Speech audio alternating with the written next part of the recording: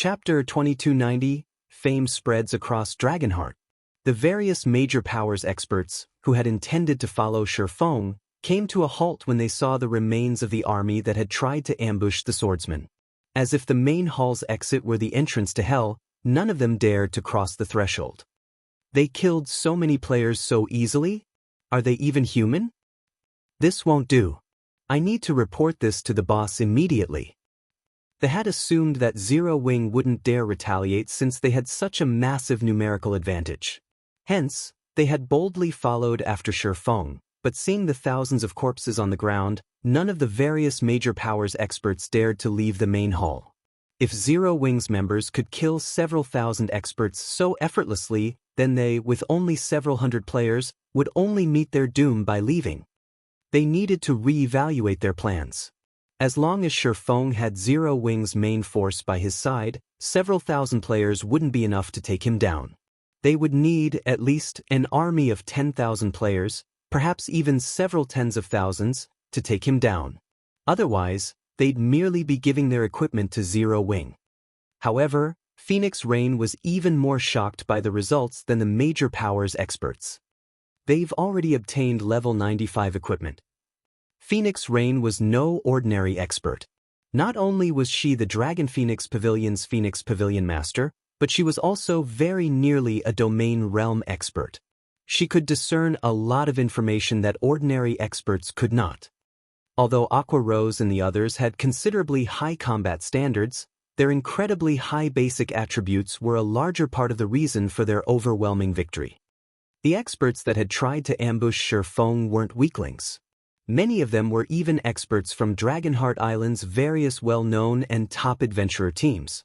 Their equipment standards were quite high, with even the weakest piece they wore at level 85 fine gold rank. If Aqua Rose and the others had worn level 90 dark gold equipment, they wouldn't have achieved such a one-sided victory. The only explanation was that Aqua Rose and her team wore level 95 fine gold equipment or better. Upgrading one's weapons and equipment was far harder than leveling up. A team could only raid team dungeons, obtaining weapons and equipment that corresponded to their levels, after reaching a high enough level, and although it was possible to grind for higher level weapons and equipment, the cost was so immense that it wasn't worth the effort. Most of the time, players' weapons and equipment couldn't keep up with their levels. In some cases, players would wear items that were of a far lower level. However, not only had Aqua Rose and her companions reached level 95 or higher, but their weapons and equipment were also level 95 fine gold rank or better. Their equipment standard was at least 2 realms higher than the various major powers experts. Meanwhile, news of the slaughter soon spread throughout Dragonheart Island. Zero Wing is amazing. Not even the various major powers will dare target Black Flame now. I know, right? I've heard that many adventurer teams have already given up the hunt. Warblood will likely have to act on its own to deal with Black Flame and Zero Wing. The various major powers had been shocked to learn that Zero Wing's main force members had reached level 95 and 96, but after hearing about the slaughter of several thousand experts in the Gravity Mountain range, that shock transformed into fear. Many of them had given up on Shifeng's fragmented legendary item after witnessing the incident. After this display, Zero Wing had proven that it could no longer be taken out by a few major powers working together. Even some of Dragonheart Island's ordinary superpowers grew wary of Zero Wing. Meanwhile, in one of the lounges of 13 Thrones Guild residents, Elder Wu, according to our estimates, Zero Wing's main force members should be wearing level 95 fine gold equipment. The masked, middle-aged man beside Elder Wu reported after examining the data a subordinate had sent him. Not even 13 Thrones could fully gear a 100-man team in such high-quality equipment. So, is this why that kid is so confident? Elder Wu muttered as he shut his eyes. Zero Wing is indeed impressive if it has such solid foundations. Unfortunately, Starlink's foundations are much sturdier. Notify our teams that we'll be raiding another fortress with Starlink soon. Have them prepare. Understood. I'll get it done immediately, the masked, middle-aged man said, nodding. He then left the lounge. As Melancholy had said, Zero Wing was an excellent choice for an ally, but in God's domain, nothing was more important than resources. Securing a fortress in the Gravity Mountain range offered far more benefits than having a level 95,100-man team. While the various major powers discussed Zero Wing, Shi Feng and his army had arrived at the Gravity Mountain Range's northern fortress. As the most important fortress in the Gravity Mountain Range's northern region, not only was the northern fortress situated at the top of a mountain range, which made it easy to defend, but it also had far more powerful defenses than a small fortress. Over 30 defense turrets and heavy ballistas had been lined up along the fortress's walls, and plenty of level 90+ Lord-ranked undead soldiers stood guard beside the war weapons. Not only were these undead soldiers Lord-ranked monsters, but they also had weapons and armor that had been enchanted with magic runes. These undead soldiers' defense and destructive power could even rival that of great lords of the same level. Guild leader Black Flame, for defensive magic towers, have formed a magic barrier around the northern fortress. Do you have any ideas on how to take it down? Phoenix Rain asked with a grim expression as she read the scout's report. She had known that the northern fortress would be difficult to capture, but after seeing the details on the fortress's defenses, she finally understood how difficult it would be. Ignoring the number of undead monsters inside the fortress, her forces were incapable of overcoming the magic barrier around it. 4 defensive magic towers created that barrier, and not only did these towers have a massive reserve of mana, but they could also reform the magic barrier in a short time after it had been destroyed. Unless they could destroy the 4 defensive magic towers quickly after destroying the magic barrier, the fortress would gain another barrier. If they relied on Tier 4 magic scrolls and war weapons, they could destroy the northern fortress's magic barrier, but it would cost an astronomical number of resources to destroy the barrier once. It would also require a lot of time. By doing so, they'd risk losing their war weapons under the bombardment from the fortress's defense turrets and heavy ballistas. To make matters worse, all 4 defensive magic towers were located within the well-fortified fortress and protected by guardian bosses. Those guardian bosses were level 100+ mythic monsters. Simple. We just need to destroy the magic barrier as quickly as possible and charge into the fortress to destroy the defensive magic towers, Shi Feng casually responded. Phoenix Rain stared at Shi Feng, speechless. She knew that they could take down the barrier by destroying the towers, but how were they supposed to do that? This problem wasn't one that could be solved with enough players and war weapons. However, while Phoenix Rain racked her brain to come up with a plan, Shi Feng took out the hero's tome and sacrificed 50,000 magic crystals to it. He then began to chant the summoning incantation. Chapter 2291, Tier 4 Hero. As Shi Feng chanted the summoning incantation some distance below the northern fortress's mountain peak, a pillar of golden light rose from the ground beneath him, shooting toward the sky. The light pillar had a 400-yard radius and was even visible from several thousand yards away. Mana from across the mountainside surged toward the light pillar, condensing until it became liquid before Shi Feng. After 20 seconds of this, the mana finally took on a humanoid form. A moment later, a knight in white clothing and carrying a sacred, golden sword stood before the player army. Although this white-clad knight only stood 2 meters tall, nowhere near the size of a mythic monster, his appearance made everyone shudder. Arsla, Hero, Tier 4 Sword Saint, Level 120. HP 55, 000, 000/55, 000, 000. A Tier 4 hero? Phoenix Rain could not believe her eyes as she stared at Arslet. NPCs were originally already far more powerful than players. Only peak experts had any hope of defeating ordinary NPCs. Heroes, on the other hand, were peak combatants among NPCs, treated as kingdoms and empires' absolute pillars and protectors. They were treated as the absolute pillars and protectors of kingdoms and empires.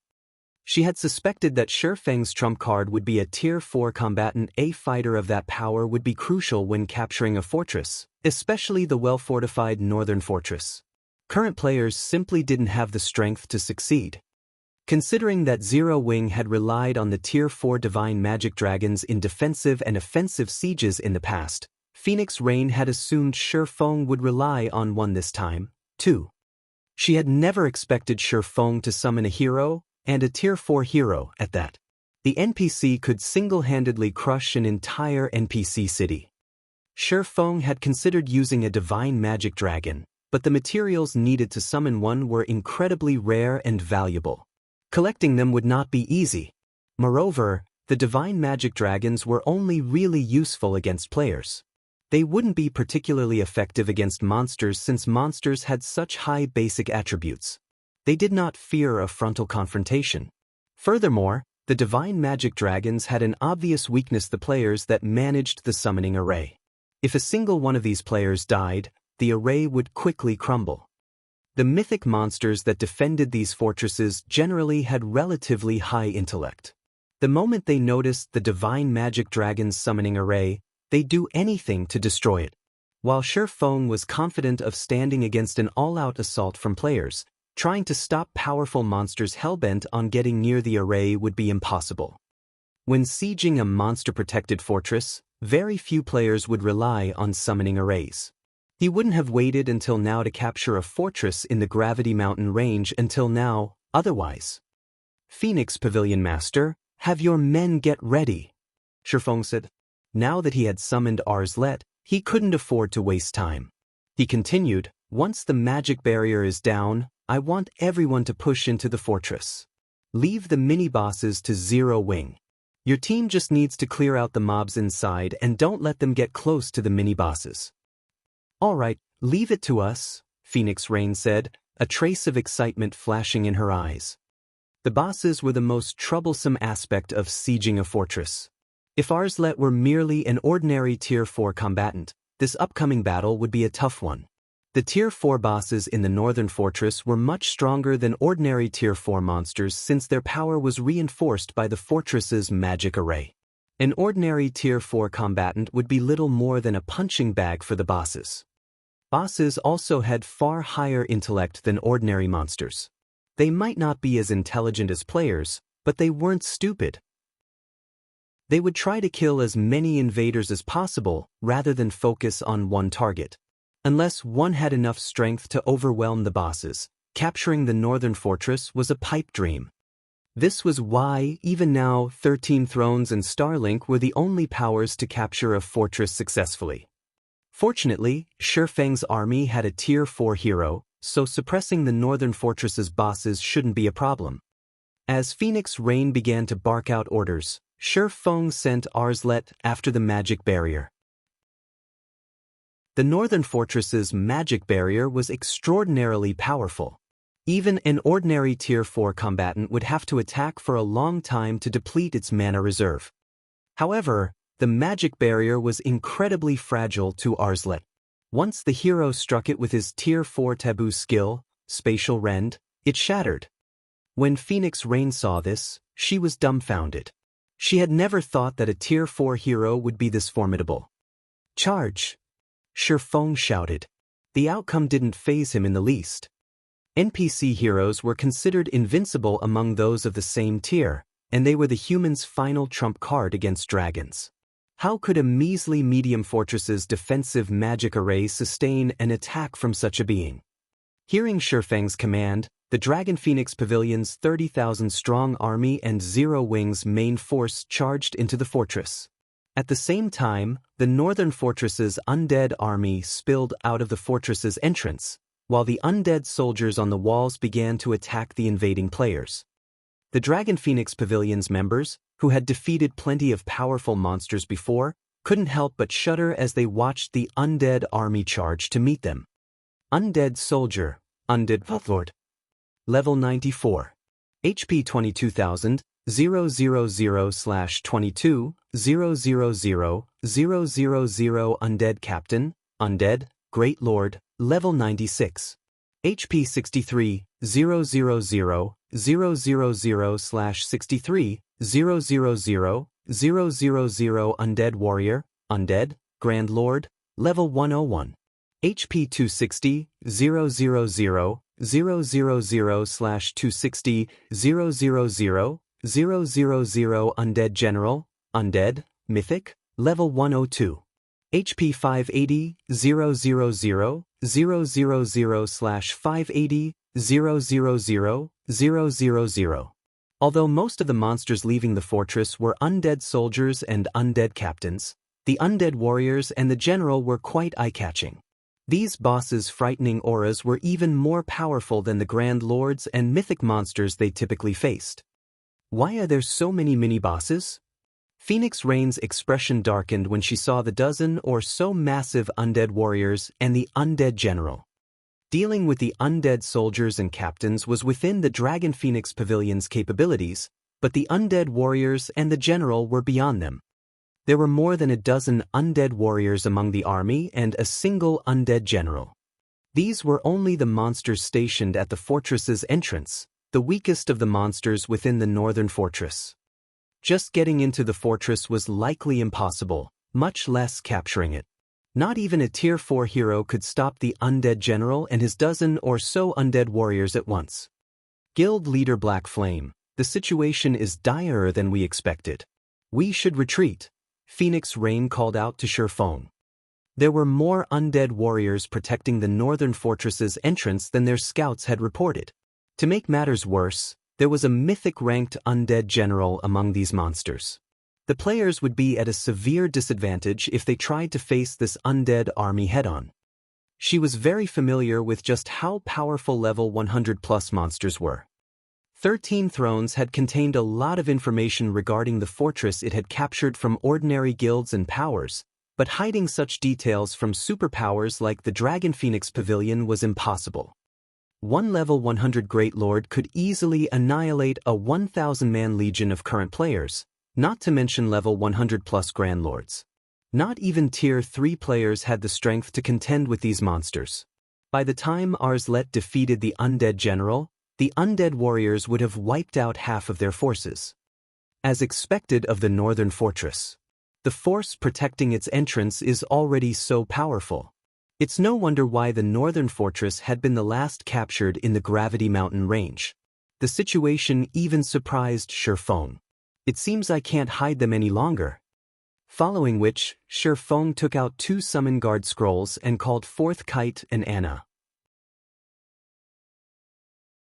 Chapter 2292, One-Man Army. He's summoning his personal guards? Phoenix Rain watched Shurfeng, a little surprised. Personal guards were powerful beings, but unlike players, they were incredibly difficult to resurrect.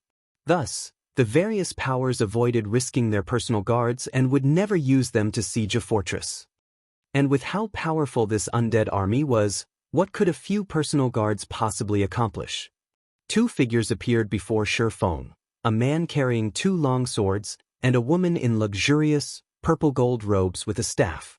The instant these NPCs appeared, all of the mana within 50 yards began to gather toward them. Is this for real? Both of those personal guards are over level 100. Even the strongest personal guard in our guild is only level 96. Crap. Those personal guards are actually Tier 3 NPCs. When they saw Anna and Kite, the Dragon Phoenix Pavilion's members gasped, feeling a little jealous. Shurfeng's 2 Tier 3 personal guards shocked them even more than the Tier 4 hero had. Shurfeng had relied on a special tool to summon the Tier 4 hero, which meant he couldn't casually summon the NPC, but that wasn't the case for personal guards. So long as the personal guards in question were alive, he could summon them at any time, and he could continue to nurture them, growing their strengths. There was also the fact that completing the Tier 3 promotion quests wasn't easy for personal guards. Although personal guards could reach Tier 3, they couldn't necessarily be promoted as soon as they hit level 100. Like players, personal guards had to complete a promotion quest, but the promotion quests for these NPCs were actually easier than the ones players had to face. Personal guards could complete their Tier 3 promotion quests in a short time. Bronze guards only had a 20% chance of clearing their Tier 3 promotion quests, and if they failed, they'd have to wait 7 days before challenging the quest again. Without enough luck, It was practically impossible for a bronze guard to complete their promotion quest as soon as they reached level 100. Fine gold guards, on the other hand, had a 50% success rate. Once a personal guard reached tier 3, they'd be significantly more helpful to their player. Personal guards were NPCs and considerably more powerful than tier 3 players. With a tier 3 personal guard, a player would have an easier time grinding, questing, and raiding field bosses. This was why the various powers desperately nurtured their personal guards while protecting them from harm as much as possible. Now that they had seen Shifeng's 2 tier 3 personal guards, these players couldn't even imagine how fast Shifeng would develop in the future. Phoenix Rain couldn't help but feel a little envious. With 2 tier 3 personal guards, Shifeng could explore level 100 neutral maps immediately and start preparing for his tier 3 promotion quest. However, the 2 tier 3 personal guards did nothing to alter their current predicament. There were still over a dozen Grand Lord ranked undead warriors to contend with. While the rest of the pavilion's members worried about the same issue, Shifeng commanded Anna and Kite to distract the undead warriors. The level 102 Anna and level 101 Kite then charged at the 15 approaching Grand Lords. Black Flame has gone insane, Big Sis Rain. Blue Phoenix watched the scene with wide, shocked eyes. Sending 2 tier 3 personal guards against 15 undead warriors was suicidal. Tier 3 personal guards were exceedingly valuable. If they died in battle, resurrecting them would cost tens of thousands of gold. Blue, get ready to use our tier 3 summoning scrolls and magic arrays. Phoenix Rain hadn't thought that Shifeng would be so maddeningly bold either. She had no choice but to rely on the tier 3 summoning scrolls and magic arrays she had prepared. Great Lord ranked summon creatures wouldn't be a match for the undead warriors, but with their high HP, they should last for some time. If they included the magic array's suppression, the summoned creatures could survive even longer. However, as Phoenix Rain finished her command, Anna, who had reached the undead army, began to chant an incantation, swinging her staff gracefully. Under her command, 18 magic arrays appeared around Anna.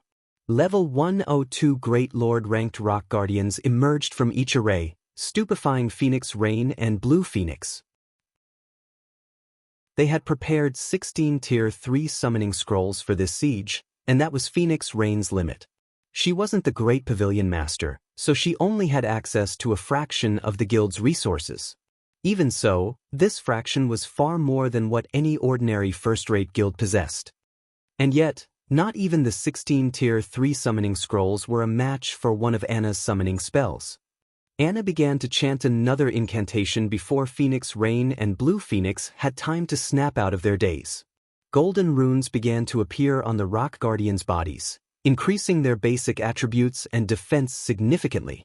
The Dragon Phoenix Pavilion's members were utterly flabbergasted.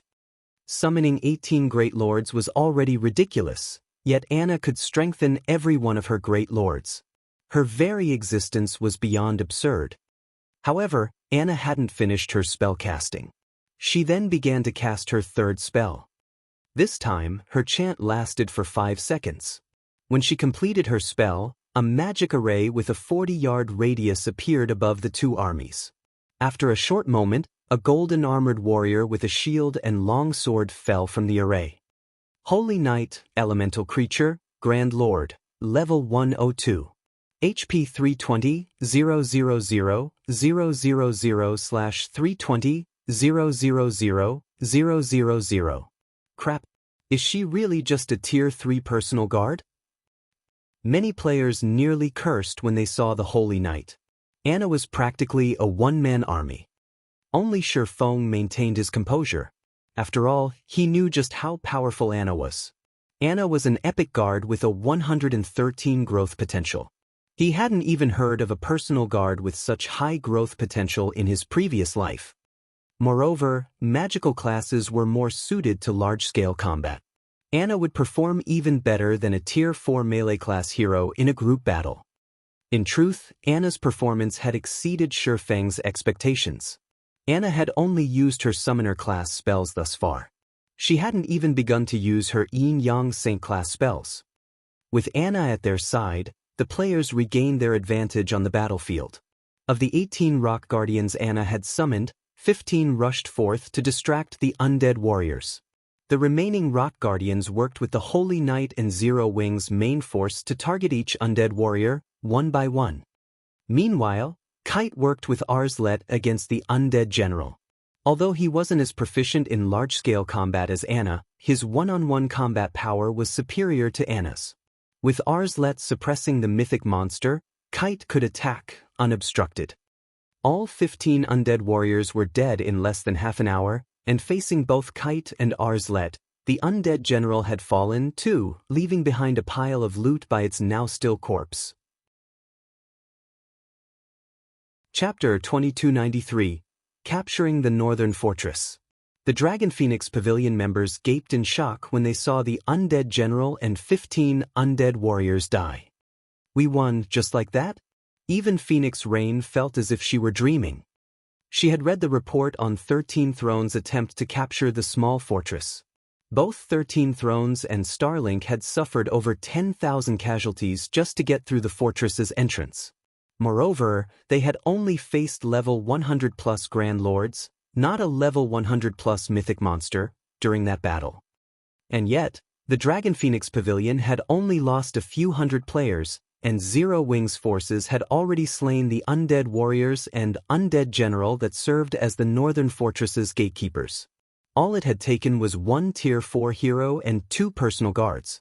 Moreover, the hero wasn't as responsible for their success as the personal guard, Anna. No one would believe her if she told this tale. The undead general and undead warriors had also dropped better loot than any of them had expected. Not only had they dropped a lot of level 100 secret silver equipment, but several pieces of level 100 fine gold equipment had also dropped. The sight of their harvest even excited Phoenix Rain. The equipment's attributes were awe-inspiring. It was no exaggeration to say that a player in full level 100 secret silver equipment could easily defeat a player in level 90 dark gold set equipment. Furthermore, the loot included the Mountain Copper set, a level 100 secret silver set equipment. Everyone, get into the fortress. Ignore the mobs. Shi Feng hurriedly commanded once the mini-bosses had died. We need to destroy the defensive magic towers before they repair the magic barrier.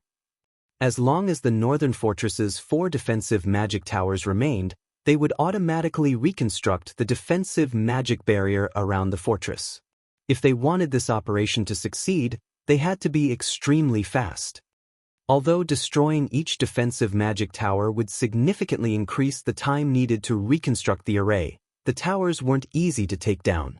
As soon as players entered the fortress, they'd encounter an endless stream of monsters trying to stop them, and it wouldn't be long before the fortress's guardian boss joined the battle. With how large and spacious the northern fortress was, it was easy to imagine how difficult it would be to destroy the towers while keeping the guardian boss and mobs at bay. With Shi Feng's command, the players swarmed toward the fortress's entrance, with everyone following the Tier 4 hero as Arslet opened a path. Beyond the walls, the northern fortress was organized like a town. As soon as they entered, the players were greeted by the sight of tattered houses. Undead filled the streets, and the defensive magic towers stood in the fortress's 4 corners, looking inconspicuous. Once the players crossed the entrance's threshold, they gasped. Numerous Grand Lord-ranked undead warriors roamed the streets, and when they saw the invaders, 2 mythic-ranked undead warlords emerged from the undead army's ranks. A 6-meter-tall undead followed behind the 2 undead warlords, wearing black armor and a crown on its head. When the Dragon Phoenix Pavilion's experts sensed the crowned undead's horrific pressure and death energy, they couldn't help but shudder. Some of them even struggled to move. Undead Warlord, Undead, Mythic. Level 102. HP 630, 000, 000/630, 000, 000.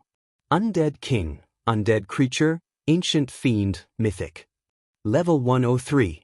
HP 1,420,000, 000/1, 420, 000, 000. Why does it have to be an Ancient Fiend?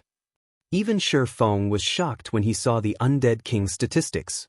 He had known the northern fortress would be immensely difficult to capture, but he had never dreamed that the challenge would be this great.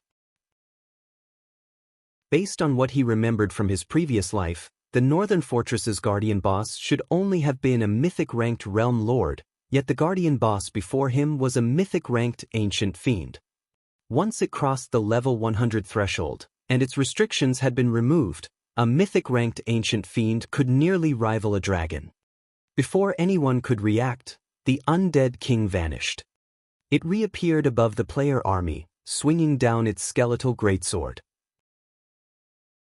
Overwhelming death energy poured down on the player army, so powerful that it cracked the space around it. Not good. Shifeng's expression turned grim at the sight. The undead king's intellect was far higher than the undead general they had faced moments ago. Once the guardian boss sensed the invaders, it launched an attack, targeting the most densely packed area. If they allowed the undead king to land its AoE attack, several thousand players would die instantly. However, just as the wave of dark energy was about to land on the Dragon Phoenix Pavilion's members, a figure suddenly appeared in the air above them. This figure belonged to none other than Arslet. Arslet had activated a skill, sending a towering pillar of light crashing into the wave of dark energy. The light pillar neutralized the attack in the collision, and the resulting shockwave devoured a significant portion of the players' HPs. Some of them hadn't been able to cope at all and died. Although Arslet had the upper hand against the undead king, he couldn't suppress the ancient fiend completely. As a result, the undead king attacked the player army from time to time, each blow reaping several hundred lives and devastating the surrounding terrain. The pavilion's players began to despair. The difference between their strength and the undead king's was too massive. This was no longer a fight Tier 2 players had any hope of surviving. If the undead king was so terrifying, even while it was distracted, how were they supposed to deal with the 2 undead warlords and numerous undead warriors? Phoenix Pavilion Master, leave the bosses to us.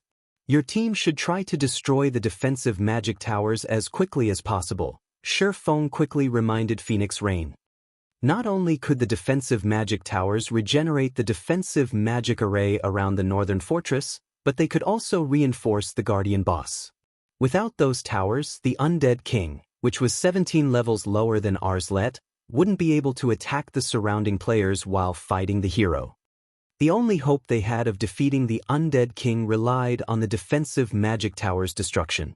If that failed, the fortress's undead would slay every player, regardless of whether or not Arslet could survive against the ancient fiend.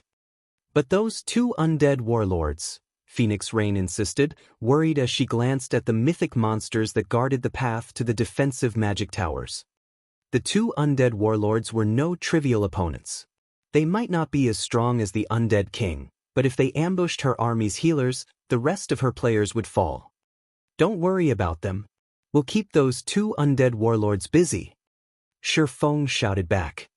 Shifeng then retrieved the Ring of Gospel, sacrificing 7,000 magic crystals to activate Miniature World and Ring of Brilliance. Within a 5,000-yard radius, space froze, and all enemies' physiques and basic attributes dropped. At the same time, all allies within 2,000 yards of Shifeng received a boost to their physiques and basic attributes. Everyone immediately sensed the gap between themselves and the undead army shortening significantly. Once that was done, Shifeng sent Anna and Kite after the 2 undead warlords.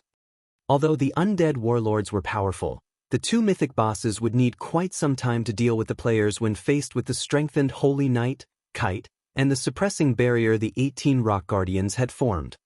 When she saw this, Phoenix Rain stopped holding back, activating all of the Tier 3 summoning scrolls she had prepared to open a path to the defensive magic towers.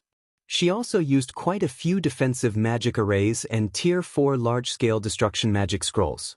Once the force had reached one of the towers, the Dragon Phoenix Pavilion's members bombarded it with their attacks.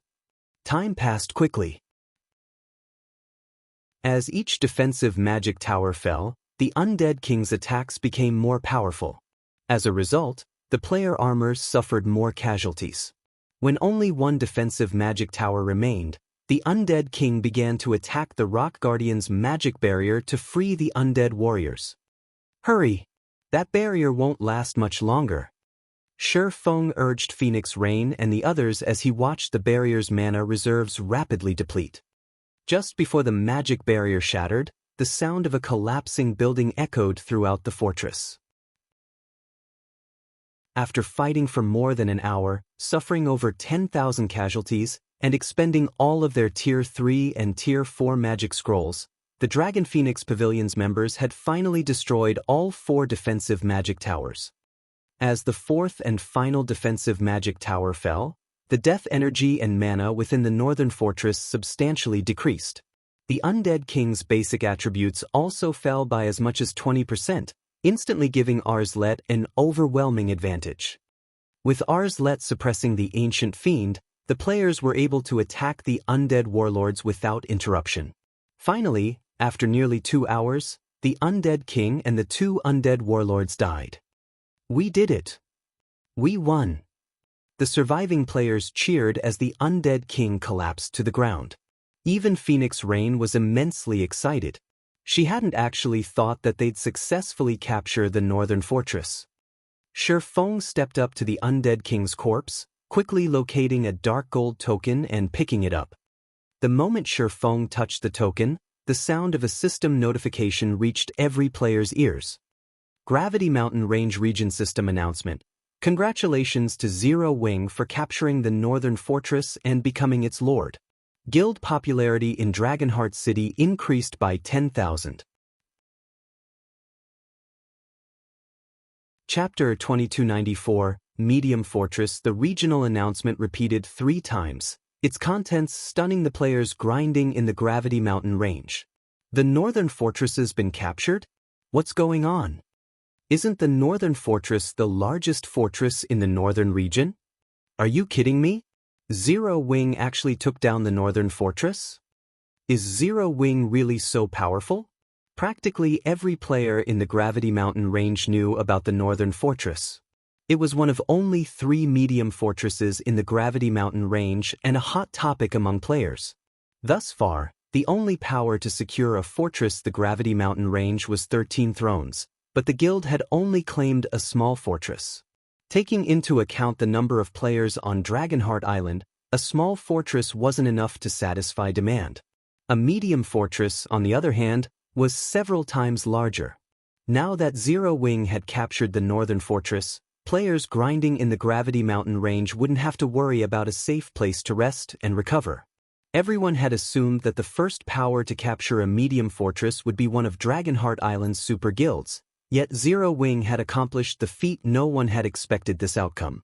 However, the masses' shock was nothing compared to how stunned the island's various powers were over the news.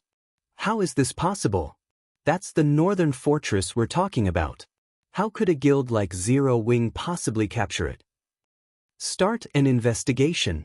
I want to know every detail of the event. Not even 13 thrones dared to assault the northern fortress.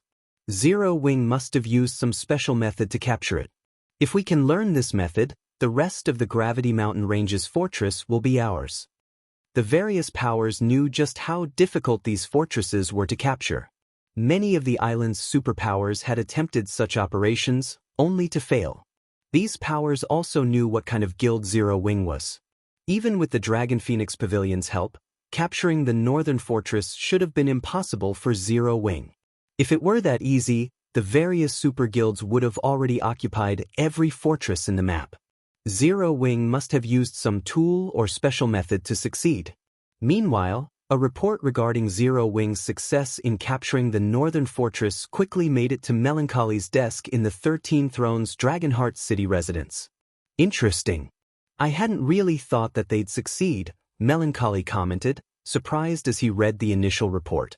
As 13 Thrones Guild leader, Melancholy knew better than anyone on Dragonheart Island how challenging the Gravity Mountain Range's fortress were to capture. When he had first heard of the operation, he had assumed Zero Wing was going for broke, hoping it would work out somehow. The Warblood adventurer team was still going mad over trying to destroy the guild, after all. Guild leader, now that Zero Wing has captured the northern fortress, it will gain more influence on Dragonheart Island. Many powers will likely try to ally with the guild. Should we? Happy Art carefully asked Melancholy while eyeing Elder Wu. Elder Wu had been a strong advocate for their guild's relationship with Starlink since the superpower could be so helpful in capturing the Gravity Mountain Range's fortresses. And yet, Zero Wing had successfully claimed the Northern Fortress, a feat that not even 13 Thrones had the strength to accomplish. Naturally, a medium fortress would offer far more and better benefits than a small fortress, and the various major powers already saw Zero Wing as a tempting ally. If 13 Thrones waited until other powers had allied with Zero Wing first, it would lose a significant amount of potential profit. Happy Art, you reach conclusions too quickly, the masked woman behind Elder Wu spoke up. Although Zero Wing has the Northern Fortress, capturing it is a lot easier than defending it, especially now that the guild has angered both Starlink and Warblood. If we negotiate a partnership with Zero Wing, and it failed to defend the fortress, our guild will be in an awkward position? Happy Art fell silent for a moment. Other powers might not know much about the Gravity Mountain Range's fortresses, but 13 Thrones was very familiar with them.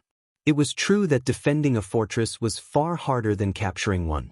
13 Thrones had gone as far as stationing a large number of experts in the fortress long-term to protect it from periodic monster attacks, even utilizing a few of the guild's trump cards. Needless to say, even stronger monsters would assault a medium fortress. If Zero Wing couldn't protect the Northern Fortress during one of these monster attacks, the consequences would be dire. That kid has exceeded my expectations, but we should see if Zero Wing can defend the fortress before we make a decision, Elder Wu said. It won't be too late to negotiate a partnership once Zero Wing proves that it can hold the Northern Fortress. Elder Wu then stood and left the room. He didn't linger in the guild leader's office any longer. While Dragonheart Island's various superpowers discussed Zero Wing's success, Shifeng and his team were busy clearing the undead mobs out of the Northern Fortress. Capturing a monster-infested fortress wasn't the same as capturing a monster-infested town. Once a town's guardian boss was defeated, the remaining monsters would flee and disappear. However, in monster-infested fortresses, players had to kill the remaining monsters after defeating the guardian boss and claiming the fortress. Fortunately, once the monsters were dead, they wouldn't respawn. Guild leader Black Flame, we should have these undead mobs taken care of in a few more hours, Phoenix Rain reported. Worriedly, she continued, however, according to the information I've recently received, Warblood and Nine Dragons Emperor can no longer sit still. Not only have they locked down the Gravity Mountain Range, but they've also begun to gather forces to capture the Northern Canyon's Rock Nest Fortress. Although the Northern Fortress was the largest in the Gravity Mountain Range's northern region, its location was remote. In reality, the Northern Fortress wasn't that attractive to players. Fortunately, there weren't carrot areas for players in the Gravity Mountain Range, excluding 13 Thrones' small fortress. Players would have no choice but to visit the Northern Fortress, regardless of how remote it was. Read latest chapters at Wuxia World. However, if another fortress in the northern region were captured, that situation would change, especially if it were the Rock Nest Fortress. The Northern Canyon, where the Rock Nest Fortress was located, was the sole path leading to the Gravity Mountain Range's northern region. If Warblood captured it, it would severely affect the Northern Fortress's popularity. They have the right idea. We've just captured the Northern Fortress and still need some time to clean it up. If they can stop the flow of players and resources from reaching our fortress, they'll weaken the Northern Fortress's development speed. We might not even survive the first wave of monsters, Shifeng said, chuckling. Unfortunately, they don't know what it means to own a medium fortress. After his comment, Shifeng approached one of the destroyed defensive magic towers. There was a strict divide between the Gravity Mountain Range's fortresses. A medium fortress wasn't just larger than a small fortress, it also had defensive magic towers. These towers were the main reason why medium fortresses had a qualitative advantage over small fortresses. Chapter 2295, Peak Construction. As he stepped into one of the dilapidated defensive magic towers, Shifeng used the fortress management token he had obtained to call up the 4 towers' combined system interface.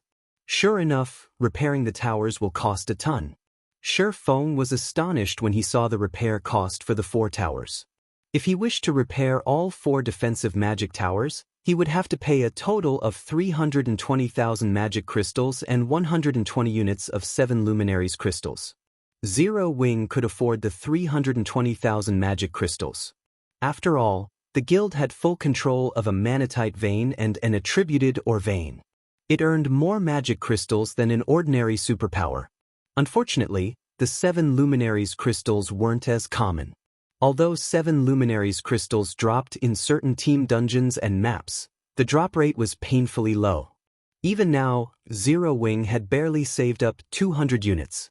He would have to part with more than half of Zero Wing's stock if he wanted to repair all 4 defensive magic towers. In the end, however, Shi Feng gritted his teeth and accepted the cost. Only medium fortresses and larger had the privilege of using defensive magic towers, and these towers were not limited to creating a defensive magic array to protect the fortress from invaders.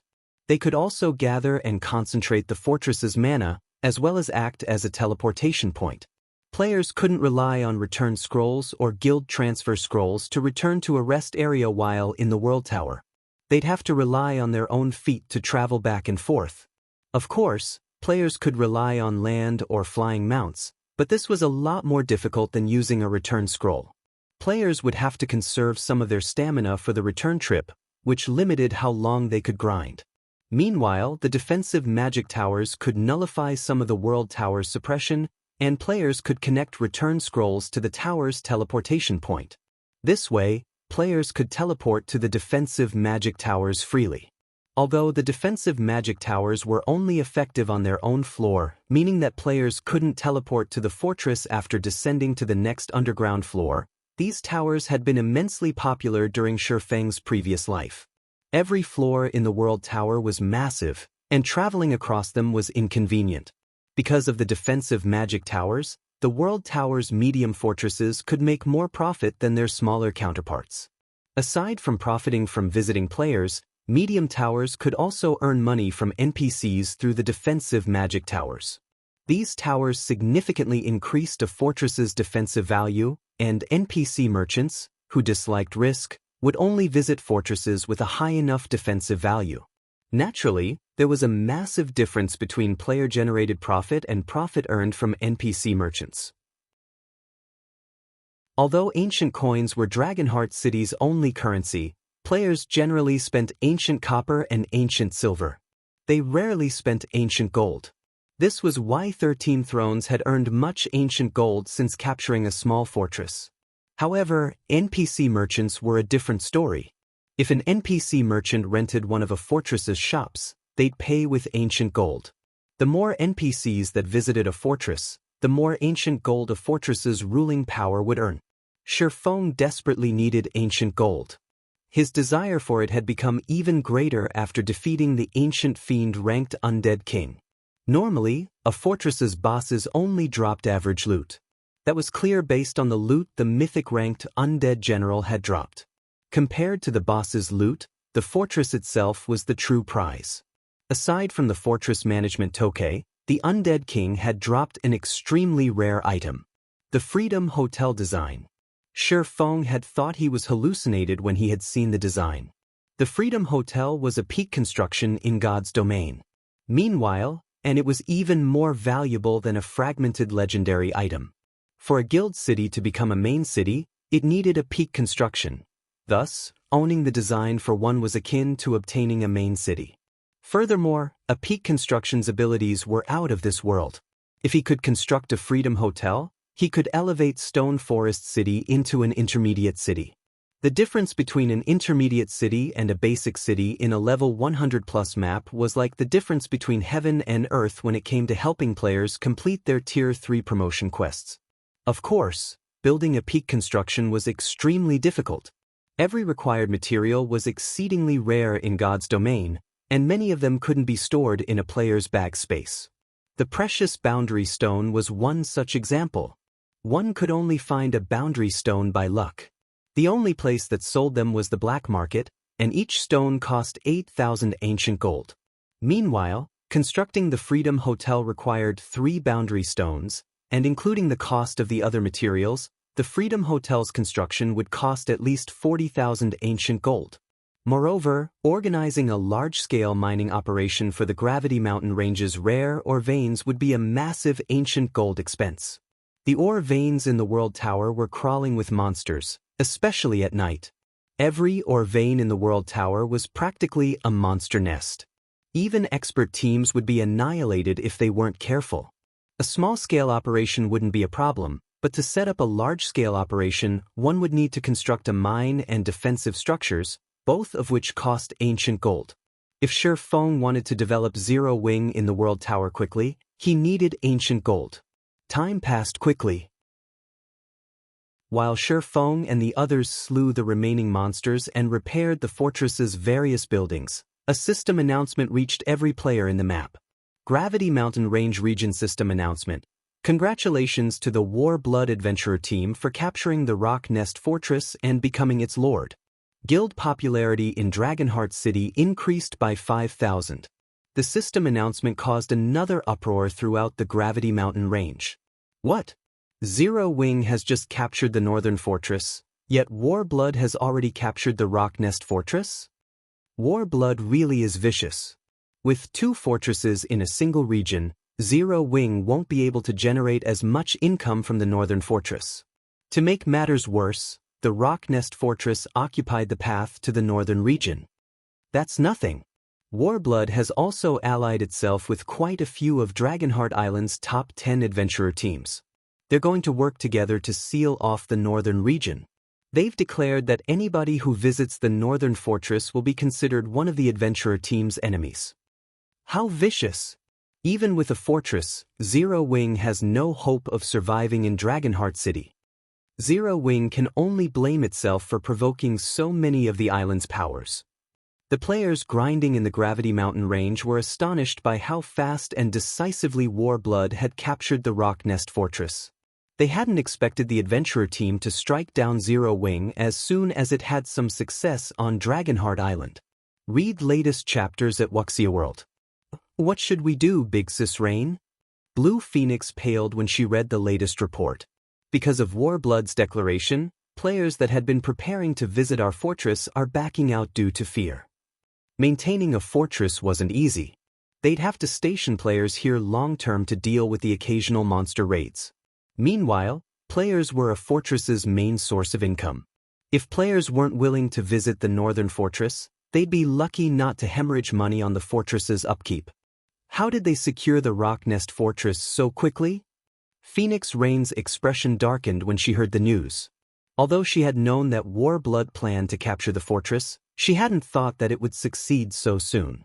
Why don't we go teach them a lesson? Guild leader Aqua Rose suggested in a chilly tone after reading about Warblood's threat. Forget it. Their fortress is under a 3-day protection period. Attacking them would be meaningless right now, Shi Feng said, shaking his head. Chuckling, he continued, however, since they want to play, we'll play. Spread the word that whoever visits the Rock Nest Fortress will be declaring Zero Wing an enemy. None of them will be allowed through the northern fortress's gates.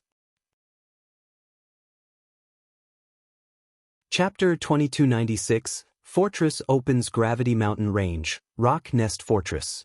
The Rock Nest Fortress stood atop the northern canyon. From afar, it looked like a nest, which was how it had earned its name. The fortress was easy to defend and difficult to attack. However, the fortress was filled with tens of thousands of level 85+ players that were busy slaying the fortress's prior residents, the Blackstone Ores. Several tens of thousands of Blackstone Ores had garrisoned the fortress, but less than 10,000 remained. Lying quietly in the fortress's heart was the 4-meter-tall Ore King, and all sorts of weapons, equipment, and materials were scattered around its corpse. I hadn't thought that capturing a fortress would be this profitable. It's no wonder why 13 Thrones is so eager to capture a second one, 9 Dragons Emperor said, sighing ruefully as he gazed at the items on the ground. Even in the Gravity Mountain Range, Great Lord rank and higher monsters were relatively rare, yet the Rock Nest Fortress had been home to tons of them. Since this was the first time these monsters had been slain, their drop rate was much higher than the monsters that wandered the map. Clearing out the Blackstone ores had yielded over 10,000 weapons and equipment pieces. Moreover, every item as level 90 or above. There were even some level 100 weapons and equipment among the loot. Although most of the weapons and equipment were only secret silver rank, with a few fine gold rank items, it was more than enough to serve as interim equipment. At the very least, his subordinates could use these items to start raiding level 90 super large-scale team dungeons as soon as they were the appropriate level. It's only natural. Every fortress in the Gravity Mountain range is a treasure trove. We had planned to work with Starlink to capture a medium fortress, but I hadn't expected Zero Wing to claim the northern fortress successfully. We had no choice but to move forward with our plans, Blood Oath said. His voice cold, he continued, even with the northern fortress, I'll ensure that Zero Wing has no place on Dragonheart Island. That's right. That Zero Wing is too arrogant. They look down on you, Commander Blood, Nine Dragons Emperor said, nodding. I suspect the guild's members have already begun to panic. Without any visiting players, even the best fortress in the world is useless. War Blood, Crimson Shadow, and Knight's Sword, three of Dragonheart Island's top 10 adventurer teams, had agreed to work together against Zero Wing. Not a single adventurer team on the island would dare cross these three. Furthermore, War Blood and Starlink were collaborating to seal off the northern region. Anyone that dared to explore the area would be making a one-way trip. Aside from Zero Wing's members and Phoenix Rain's subordinates, no one would visit the northern fortress. They had ensured that the northern fortress would be nothing more than a bottomless pit, steadily devouring Zero Wing's funds. The Gravity Mountain Range's fortresses weren't like the fortresses in the outside world. Monster attacks were more frequent here. Maintaining a small fortress cost enough of a fortune to give superpowers a headache, not to mention a medium fortress's maintenance, and that was excluding the subsidies a power would need to pay the players that guarded the fortresses. While Nine Dragons Emperor and Blood Oath conversed, a woman with an ancient bow approached. Commander, Zero Wing has made a move. They've mimicked out declaration, announcing that any player that entered the Rock Nest Forest will have no place in the northern fortress, Ink Feather announced, smiling as she read the report she had just received. They're trying to compete with our influence on Dragonheart Island? Black Flame is a fool. Does he really think Dragonheart Island is the same as Starmoon Kingdom? Blood Oath laughed. Commander Blood, I doubt that Black Flame knows that we've found a mana well in the Rock Nest Fortress. Otherwise, he'd have never made this decision, Nine Dragons Emperor said, smirking. The mana well was the Rock Nest Fortress's exclusive construction. Although repairing it would deplete their liquid funds, the mana well's effects were well worth the cost. With this mana well, players could fully recover their stamina and concentration within half an hour. The mana well's effects would tempt every player grinding in the Gravity Mountain range. The main reason that players visited fortresses was to rest and recover their stamina and concentration, and for the cost of one ancient gold coin, players could make a full recovery within 30 minutes. Countless players on Dragonheart Island would seek this benefit. As news of the mana well spread, even the players that visited the 13 Thrones small fortress would likely shift their attention to the Rock Nest Fortress, not to mention the powers that were considering setting up a base in the northern fortress. Since Black Flame is so eager to die, I don't mind sending him to his grave. Turning to Ink Feather, Blood Oath commanded, Ink, quietly inform the various major powers on Dragonheart Island of the mana well. I'm sure they'll know what to do once they receive the news. Understood. Ink Feather grew even more eager to see Shurfeng despair. Unless they were stupid, the various powers would recognize the most beneficial fortress once word of the mana well spread. Meanwhile, in 13 Thrones' residence in Dragonheart City, Zero Wing thinks that it can suppress Warblood just because it has captured a medium fortress? The guild still isn't aware of how foolish it's being, Elder Wu, who rested in his office, said as he read the report his subordinate had sent. 1,000, have Lu Xinglua pay me a visit. Tell him that it's about capturing a medium fortress. Understood. The masked woman named 1,000 Lives smiled and nodded. In her opinion, Zero Wing was extremely foolish. The guild simply didn't realize how powerful superpowers foundations were. Elsewhere, in the Gravity Mountain Range's northern fortress. While Phoenix Rain organized the fortress's repairs, Shi Feng concentrated on restoring the defensive magic tower's magic arrays. The magic crystals and 7 luminaries crystals he had spent to repair the towers only repaired the core crystals. It was barely enough to activate the towers. To restore the defensive magic towers to full power, players needed to repair the magic arrays and magic circuits within the towers. However, this wasn't an easy task. It required an advanced magician at the very least, and the work was intensively time-consuming. Fortunately, Shi Feng was almost a master magician, so he could repair the arrays and circuits smoothly and swiftly. Once the 4 defensive magic towers' final magic circuit had been repaired, the tower's system interface reported that the towers were complete. System: the Northern Fortress's defensive magic towers have been fully repaired. It will cost 8,000 magic crystals to activate them and 6,000 magic crystals per day to maintain them. Do you wish to activate the defensive magic towers? Running at 100% efficiency is certainly expensive. Shi Feng was a little astonished when he read the system notification. The tower's operation cost was much higher than an ordinary magic tower. Not even ordinary first-rate guilds could afford to keep the Northern Fortress's defensive magic towers running constantly. However, Shi Feng did not hesitate, activating the towers immediately. After Shi Feng had sacrificed the required magic crystals, a 2-fold magic array appeared above the Northern Fortress, enveloping it. The 2-fold magic array then created a double-layered magic barrier around the fortress, which was much stronger than the barrier Shi Feng and Phoenix Rain's army had broken through. At the same time, all of the mana within a 10,000-yard radius of the Northern Fortress began to gather within the fortress's walls. The fortress's mana density skyrocketed, especially in the fortress's core. The mana there was so dense that it transformed into a white mist. The players within the mist felt an indescribably pleasant sensation course through them, and a second experience bar appeared below their main bar, show that they had accumulated the double EXP buff. Read latest chapters at Wuxia World. EU. The Dragon Phoenix Pavilion members were dumbfounded. Aqua, how are the fortress's repairs coming along? Shi Feng asked after contacting Aqua Rose. We're 60% done. According to your instructions, we've prioritized hotels and accommodations, so they're ready now, Aqua Rose reported. Good. In that case, we can open the fortress to the public, Shi Feng said, smiling. He then called up the Northern Fortress's system interface and did just that. Chapter 2297. Heading to the Northern Fortress. After Shi Feng opened the Northern Fortress to the public, the Dragon Phoenix Pavilions and Zero Wings members quickly disseminated news of this throughout the Gravity Mountain Range and Dragonheart City. Zero Wing opened the Northern Fortress so quickly. Zero Wing is probably trying to snag some advantages. However, now that Warblood has made that kind of threat, who would dare visit the Northern Fortress?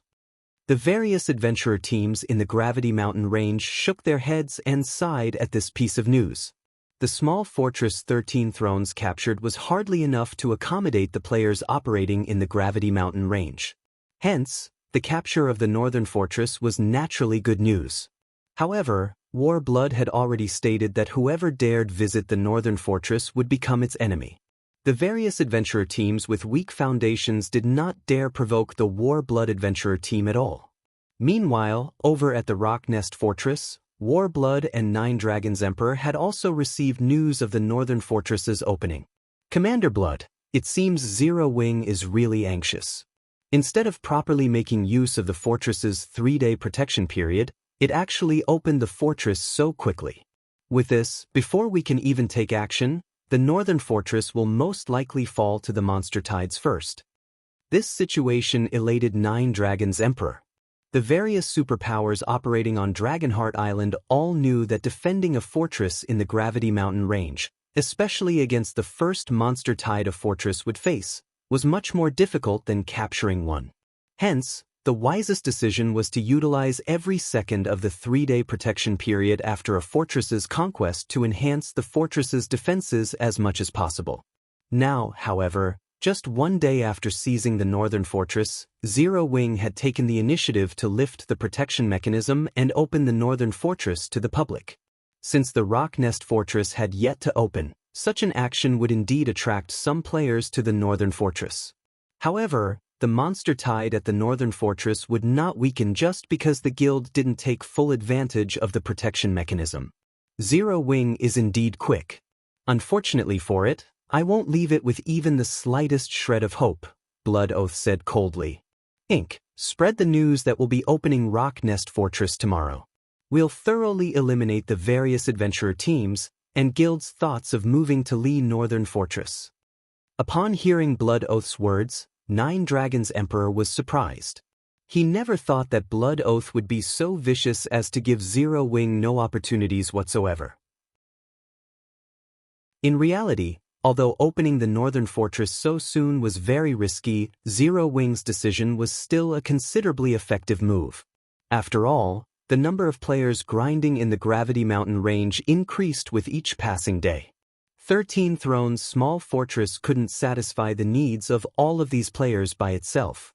Hence, despite Warblood's influence and deterrence, some adventurer teams and guilds would still rest in the northern fortress. After all, traveling between the Gravity Mountain range and Dragonheart City required a lot of time which they could spend earning more income.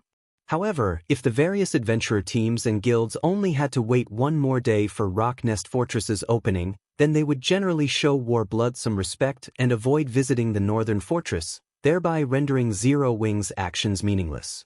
Meanwhile, shortly after Warblood issued its new announcement, Ku Rong, who was in the Dragon Phoenix Pavilion's residence in Dragonheart City, received news about it.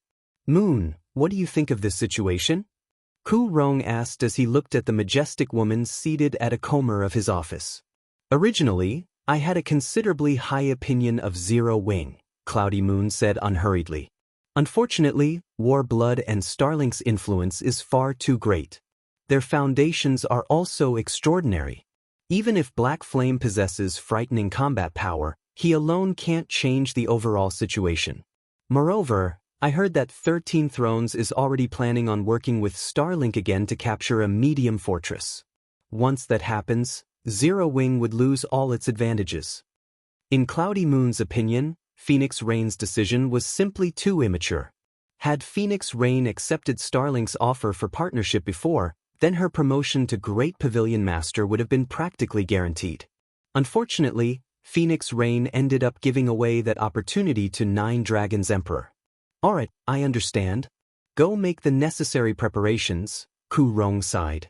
Now that the situation was clear for all to see, if the Dragon Phoenix Pavilion wished to form a good relationship with Starlink, then Phoenix Rain, who was now considered Starlink's enemy, was unsuitable for the position of Great Pavilion Master. While the Dragon Phoenix Pavilion was secretly making its preparations, the various powers of Dragonheart City were in an uproar over Warblood's decisiveness. This situation allowed the general population in Dragonheart City to realize once more how frightening superpowers were. Even though Zero Wing was a large guild that successfully captured the northern fortress, it was still no more than an ant before a superpower. Meanwhile, on a gravel hill in the Gravity Mountain range, 100 level 85 plus experts geared in level 85 secret silver equipment were frantically besieging a level 89 Grand Lord. The Grand Lord ranked 6-armed demonic bear possessed extremely high defense and destructive power. It could easily send several MTs flying with a single attack. However, facing the level 90 Tigerkin Berserker at the helm of the team, the demonic bear was actually getting pushed back one step after another, no match for the Berserker in terms of strength. After battling 20 more minutes, the 6-armed demonic bear finally fell at the feet of this 100-man team. Our boss is too amazing. He actually managed to contend against the 6-armed demonic bear. With this kind of strength, he can definitely rank within the top 50 Berserkers on Dragonheart Island, a level 87 shield warrior said in admiration. I know, right? Previously, Heaven's Blade's commander even invited our boss to become a vice commander at Heaven's Blade, a level 87 ranger said, the female half-elf's eyes glowing as she looked at the level 90 Berserker.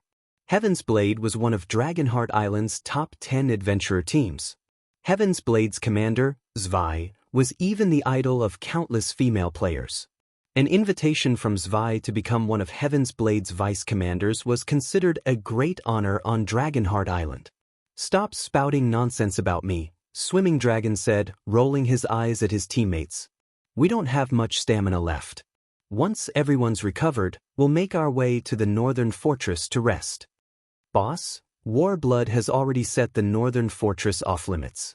Heaven's Blade also warned us that we'll definitely get targeted by Warblood if we patronize the northern fortress.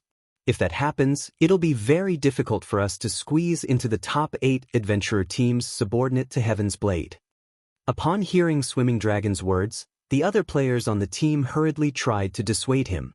The Dragon Riders adventurer team was improving so rapidly that they now had a chance at becoming one of the top 8 adventurer teams subordinate to Heaven's Blade. This was something that they never imagined was possible. After all, Heaven's Blade was the 5th-rank adventurer team on Dragonheart Island. Plenty of adventurer teams subordinated themselves to Heaven's Blade, but only 8 adventurer teams would receive priority treatment. So long as Dragon Riders became one of these top 8 adventurer teams, its position on Dragonheart Island would skyrocket. At that time, even first-rate guilds would not dare to provoke it. "Enough. I know what I'm doing. Tidy up immediately. We're heading to the northern fortress right now." Swimming Dragon berated, completely ignoring everyone's opinion.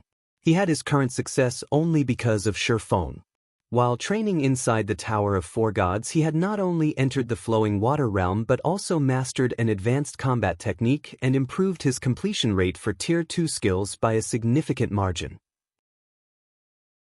After his challenge ended, he even received an epic-ranked replica of the legendary weapon Hurricane's Injury.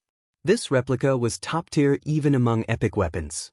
Moreover, the Greatsword also had high compatibility with him. As a result, his combat power underwent a qualitative improvement after he equipped the weapon. Now that Zero Wing was in trouble, how could he just stand by and do nothing? Since Warblood wished to seal the pathway leading toward the northern region and prevent players from entering or exiting the area, then Swimming Dragon could just stick to grinding in the northern region.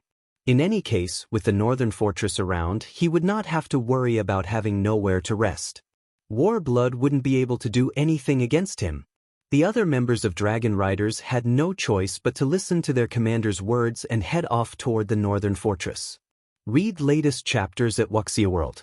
After traveling by mount for several hours and carefully avoiding Warblood's members, Swimming Dragon and the others finally arrived at the northern fortress. However, the moment everyone walked through the fortress's gates, they were stunned. What's going on? Why is the mana density here so high? No, it's not just the mana here. I can feel my body becoming significantly lighter as well. It's as if the suppression outside is gone.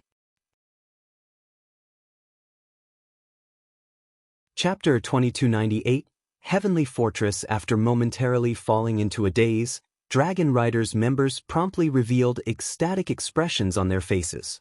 "It's true. That pressure really has disappeared. Boss, if we can rest here long-term, we can keep grinding in the Gravity Mountain range without returning to Dragonheart City. If that's the case, we won't need more than half a month to surpass those top 8 adventurer teams subordinate to Heaven's Blade."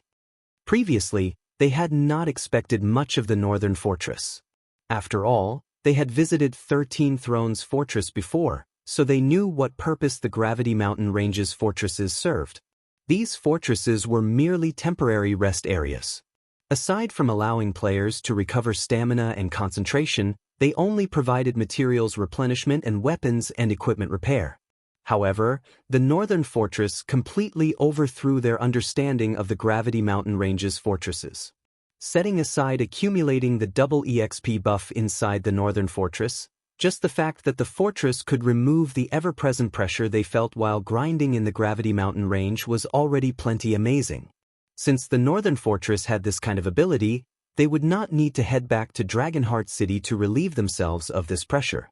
Although the pressure the Gravity Mountain Range exerted on them had only a minuscule effect, long-term exposure would still build up mental fatigue, which would rise especially quickly when they were fighting against powerful monsters. Hence, even with the opportunity to rest in 13 Thrones Fortress, they would still return to Dragonheart City once every 4 or 5 days to relax and refresh their minds. At this point, it was already their 3rd day in the Gravity Mountain range, so the mental fatigue they had accumulated was quite significant. However, the moment they entered the Northern Fortress, said mental fatigue had disappeared completely. Normally, this pleasant sensation was something they would feel only after returning to Dragonheart City.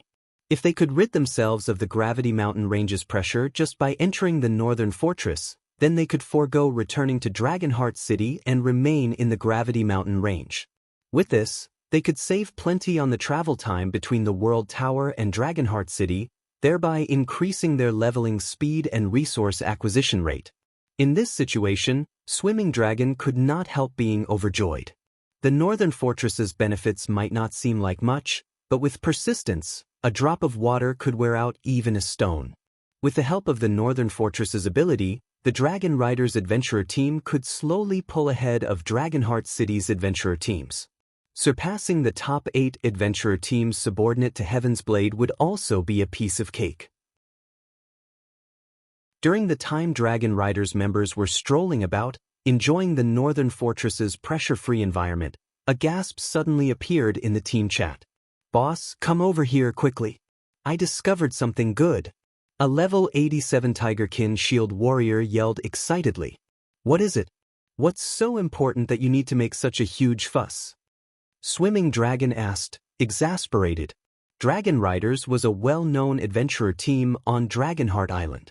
Having one of its members act like a country bumpkin in front of the Dragon Phoenix pavilions and Zero Wings members after entering the Northern Fortress was a huge embarrassment to the adventurer team. "Boss, it's the teleportation scroll for this fortress. Return scrolls for the Northern Fortress are available at the defensive magic towers." The Tigerkin Shield warrior replied. "What? Return scrolls?" Swimming Dragon's breathing momentarily grew heavier. Return scrolls for locations in the outside world were unusable inside the World Tower. Meanwhile, the Gravity Mountain range was an extremely dangerous place, and players could enter a death zone unawares at any time. Players might be able to escape momentarily using instantaneous transfer scrolls, but without the help of a return scroll, they would still encounter countless perils on their way back to safety. If players could utilize return scrolls inside the Gravity Mountain range, they would no longer have to be afraid of exploring unknown and dangerous regions.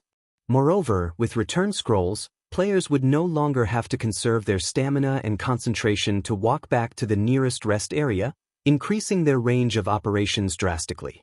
Buy them. Buy them all, quickly. It doesn't matter even if they cost 1 ancient gold each. Swimming Dragon ordered, his eyes glowing with excitement. Ancient gold might be difficult to earn, but compared to their lives, let alone 1 ancient gold, even 10 ancient gold would not be comparable. After all, even a single death at their levels would deprive them of plenty of opportunities. Boss, relax. These return scrolls are sold by NPCs. You can have as many as you want. Moreover, each return scroll costs only 10 ancient silver. However, these return scrolls are bound to the buyer and cannot be transferred to other players, the Tigerkin Shield warrior said, grinning. "What? Only 10 ancient silver?" For a moment, Swimming Dragon thought he had misheard. Ordinary players might not be able to bear the price of 10 ancient silver, but this was easily affordable for experts like themselves. After all, just entering the Gravity Mountain range cost 5 ancient silver, while entering a fortress was 1 ancient silver and staying in a hotel, 2 to 3 ancient silver. Following which, Swimming Dragon had everyone in his team immediately go and purchase some return scrolls at the defensive magic towers. In fact, aside from some money for accommodation and repair fees, he told his teammates to spend all their ancient silver to purchase the Northern Fortress's return scrolls, afraid that the return scrolls would become unavailable or increase in price in the future. However, what Swimming Dragon did not know was that the system handled the price for the Northern Fortress's return scrolls, which could be considered one of the special abilities of the defensive magic towers. This ability was something similar to the additional skills found on weapons and equipment. Shi Feng had no say in the settings and could only collect a portion of the profits.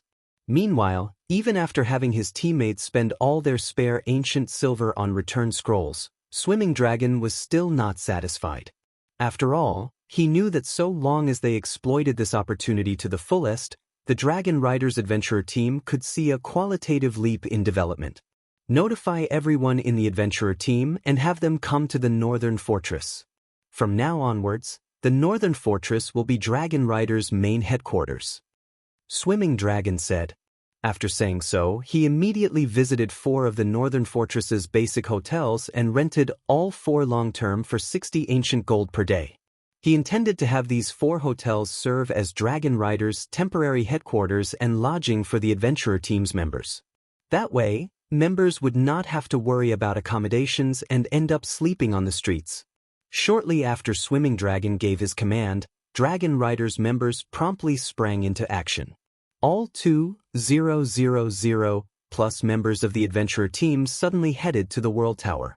The large-scale movement piqued the curiosity of many of the Adventurer teams that had close relations with Dragon Riders. Some players that were friends with Dragon Riders members also asked their friends about this situation. What are you guys trying to do? Is Dragon Riders conducting some kind of large-scale operation? It's not a large-scale operation. Our Adventurer team is just moving our main headquarters to the Northern Fortress. Are you guys insane? Didn't you hear the threat Warblood made? Warblood might be powerful, but we can simply stick to the northern region. At worst, we'll just avoid grinding in the Gravity Mountain Range's other areas. Here, let me tell you a secret. Zero Wing's Northern Fortress is freaking amazing. Not only can you accumulate the double EXP buff there, but my team leader says that you can even rid yourself of the Gravity Mountain Range's ever-present pressure by entering the Northern Fortress. What's even more amazing is that there are return scrolls on sale at the Northern Fortress. With those, even ordinary experts like us can grind freely and efficiently in the Gravity Mountain Range. Read latest chapters at Wuxia World. You're kidding me, right? I've been to 13 Thrones Fortress before. It's fine if you don't believe me, but once my level surpasses yours, don't say that I never told you about this. After saying so, the members of Dragon Riders hurried toward the Northern Fortress. They all wished to start competing for the Gravity Mountain Range's leveling resources as soon as possible. While the Dragon Riders Adventurer team was rushing to the Northern Fortress, information about the Northern Fortress started spreading among some of Dragonheart City's adventurer teams. Shortly after, news of it also reached Dragonheart City's major powers. Chapter 2299. Popular fortress Dragonheart City was originally already bubbling over the conflict between Zero Wing and Warblood.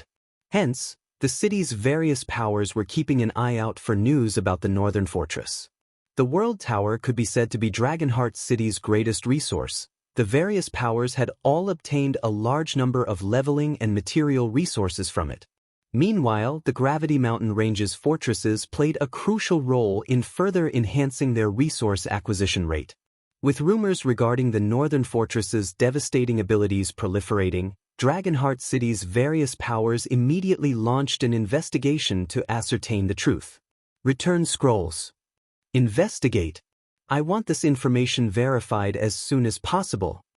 Previously, the various powers had nothing much to say about Warblood's threat, as Warblood had also captured a fortress in the northern region and was going to open it just one day after the Northern Fortress opened. A one-day difference wouldn't affect their development by much. Moreover, the Northern Fortress's location was remote, so it wasn't particularly attractive to the various powers. At best, it could only serve as a rest area. However, things were different now. The Northern Fortress's return scroll would be a game-changer in the Gravity Mountain Range. The difference between having a return scroll and not having one while grinding in the Gravity Mountain Range was massive. Moreover, the effects would snowball as time passed. The reason the various powers had set up a base of operations in Dragonheart City was to gain better development resources. If their own profits were not affected, the various powers would show Warblood some respect and avoid provoking it as much as possible.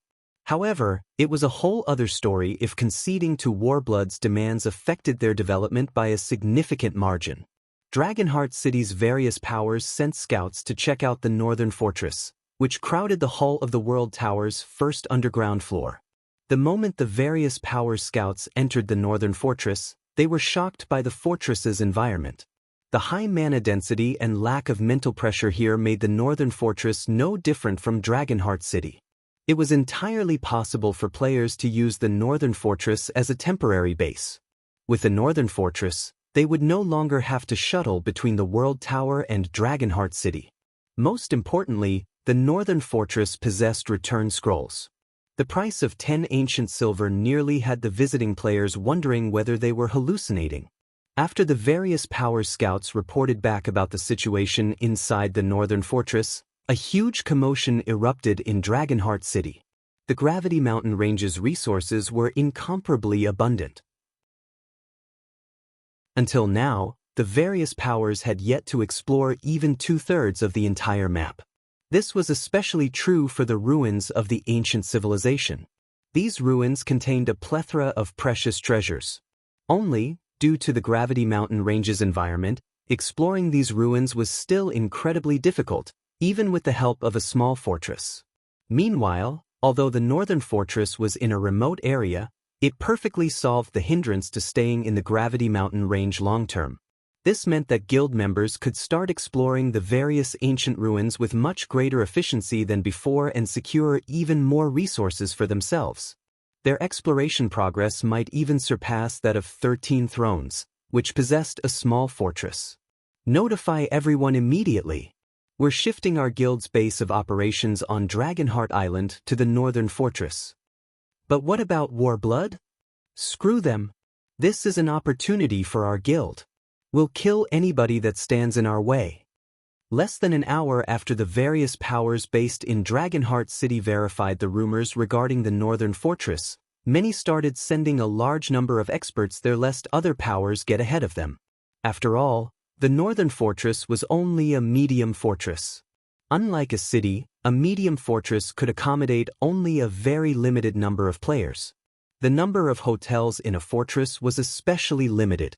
Not resting in a hotel would severely impact players' recovery speed. Moreover, according to the Power's investigations, the Northern Fortress's hotels could even hasten the double EXP buff's accumulation rate. The difference between having a hotel to rest in and not having one would drastically affect their leveling speed. Meanwhile, over at the Gravity Mountain Range's Northern Fortress, the sudden influx of players made the fortress bustle. Big Sis Rain, according to our latest statistics, over 150,000 players have visited the Northern Fortress thus far, and estimates state that we should hit the 400,000 mark by the end of today. Blue Phoenix reported excitedly as she approached Phoenix Rain.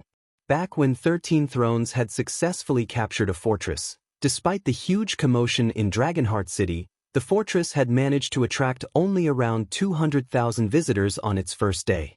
Meanwhile, the fortress had a player population of only 700,000, which was also the maximum capacity of a small fortress. In comparison, the northern fortress was expected to attract over 400,000 visitors on the opening day alone. It would most likely take only 2 or 3 days to exceed the 700,000 threshold.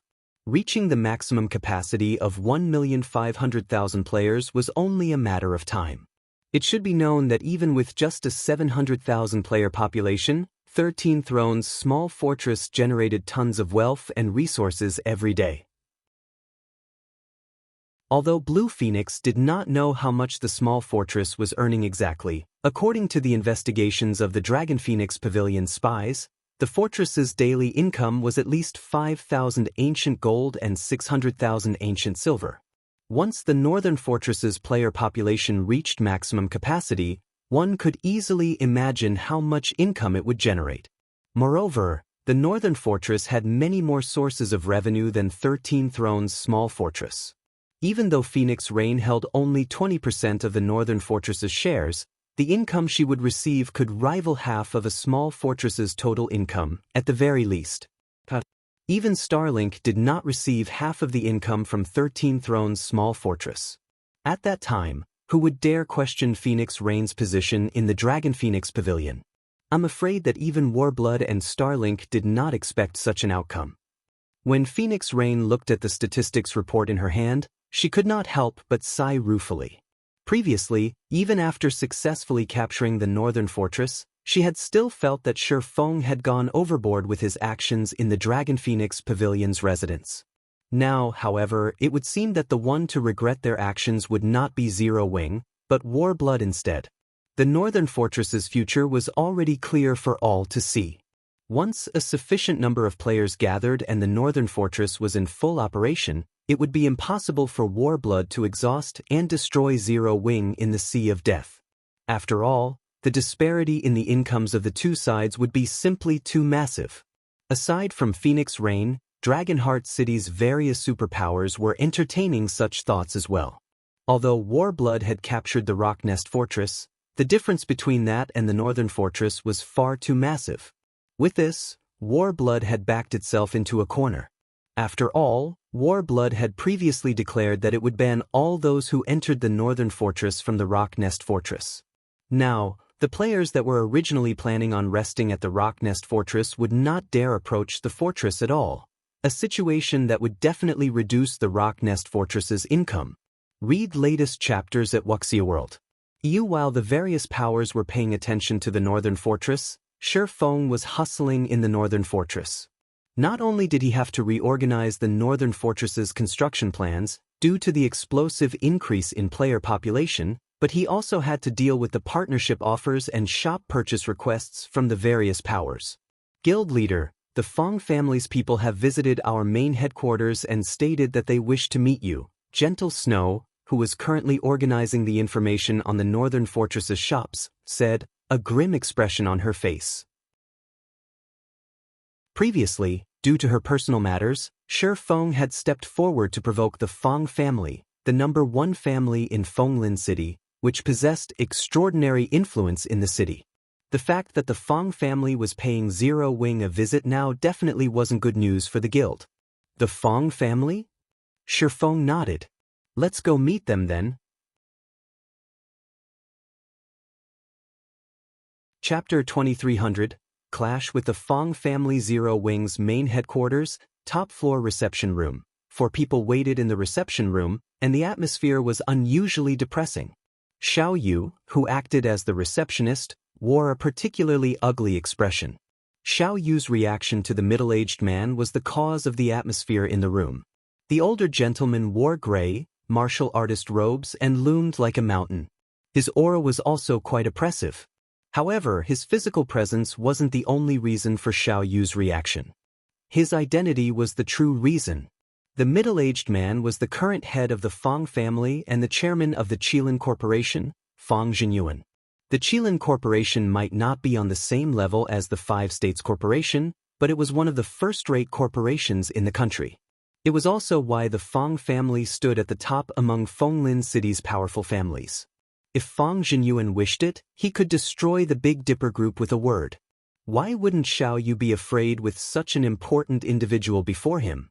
Feng Jinyuan was a true mogul in the business world, nothing like the youngsters that had inherited their family's businesses.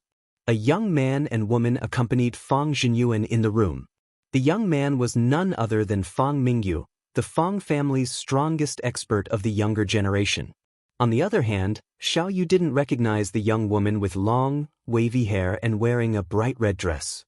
However, he knew she must be of high status, considering that she visited Zero Wing's headquarters alongside Feng Jinyuan. As Xiao Yu wondered why a VIP like Feng Jinyuan would visit Zero Wing's headquarters, the reception room's doors opened, and Shi Feng, Bai Qingxue, and Lei Bao entered. Feng Mingyu's indifferent expression vanished the moment he saw Shi Feng. Even Xiao Yu could see the fear in the large man's eyes. However, Feng Mingyu's gaze also contained a trace of killing intent. Xiao Yu found the man's reaction reasonable after giving the matter some thought. Feng Mingyu was the Feng family's prided genius, yet Shi Feng had subdued him with a single move in the Redstone restaurant. To make matters worse, Fenglin City's upper society frequently visited the Redstone restaurant, and they wouldn't miss the news of Feng Mingyu's miserable defeat. I had my doubts about Mingyu's claim, But looking at you now, it seems he had been correct. You are both courageous and strong. I'm afraid none among the younger generation is a match for you, Fang Jinyuan said, a trace of shock flashing in his eyes as he examined Shifeng. Gentle Snow, who had already been worried about this visit, began to panic when she saw Fang Jinyuan. She had never expected him to visit Zero Wing personally. Mr. Fang's praise is too generous. May I know what business the Fang family has with me today? Shifeng asked, getting straight to the point. The Fang family's visit didn't particularly surprise Shifeng. Since they had made a personal appearance, they must have important business to discuss, but Shifeng had no desire to play their word games. He still had a lot he needed to do. Since you've asked, I'll just put it bluntly. You'd caused quite a commotion in the Redstone restaurant. After all is said and done, the Fang family is one of the most reputable families in Fenglin City. If we don't take act, how do you think the other families will view ours? Fang Jinyuan peacefully explained. However, I've heard that Zero Wing's development in God's domain is quite impressive, and the virtual combat platform you've recently set up has been performing considerably well. The Fang family has interests in these aspects, so we plan to invest in Zero Wing. In return, the Fang family only wants 51% of Zero Wing's shares. Not only will Zero Wing receive a massive capital deposit from the Qilin Corporation to boost its development, but you'll also have access to the various dojos and training centers in Fenglin City for recruiting and nurturing talented players. What are your thoughts? After Fang Jinyuan's statement, the room fell silent. Xiao Yu stared at the man in astonishment. He had never thought that this colossal existence would be interested in Zero Wing enough to offer full investment. Although many guilds in God's domain were supported by major corporations, that support was limited. No corporation would invest so much in a single guild. If Zero Wing had the Qilin Corporation's full support, both Zero Wing and the Heaven's Rumble Training Center's development speed would undergo a qualitative transformation. However, Fang Jinyuan's demand for 51% of the organization's shares would set him up as Zero Wing's owner. Gentle Snow paled instantly. She hadn't expected the Fang family's appetite to be this large. This is the friendliest threat I've ever heard, Shifeng said, chuckling. To put it simply, Fang Jinyuan wanted to become Zero Wing's majority shareholder in exchange for letting the previous insult slide. Do you intend to make an enemy of the Fang family? Fang Jinyuan asked, frowning. Coldly, he continued, or do you think that you can lead Zero Wing and Heaven's Rumble against the Fang family with your martial prowess alone? As Fang Jinyuan's tone chilled, the intensity of his aura spiked. The room grew heated as if a volcano had begun to erupt. A neutralizing grandmaster! Lei Bao exclaimed from behind Shifeng, stunned by the revelation. Although Lei Bao had felt substantial pressure from Fang Jinyuan and knew this man was no ordinary person, he hadn't expected the head of the Fang family to be a neutralizing grandmaster. It was impressive enough for one family to nurture a single neutralizing grandmaster. A family could prosper for an entire century with just one such individual.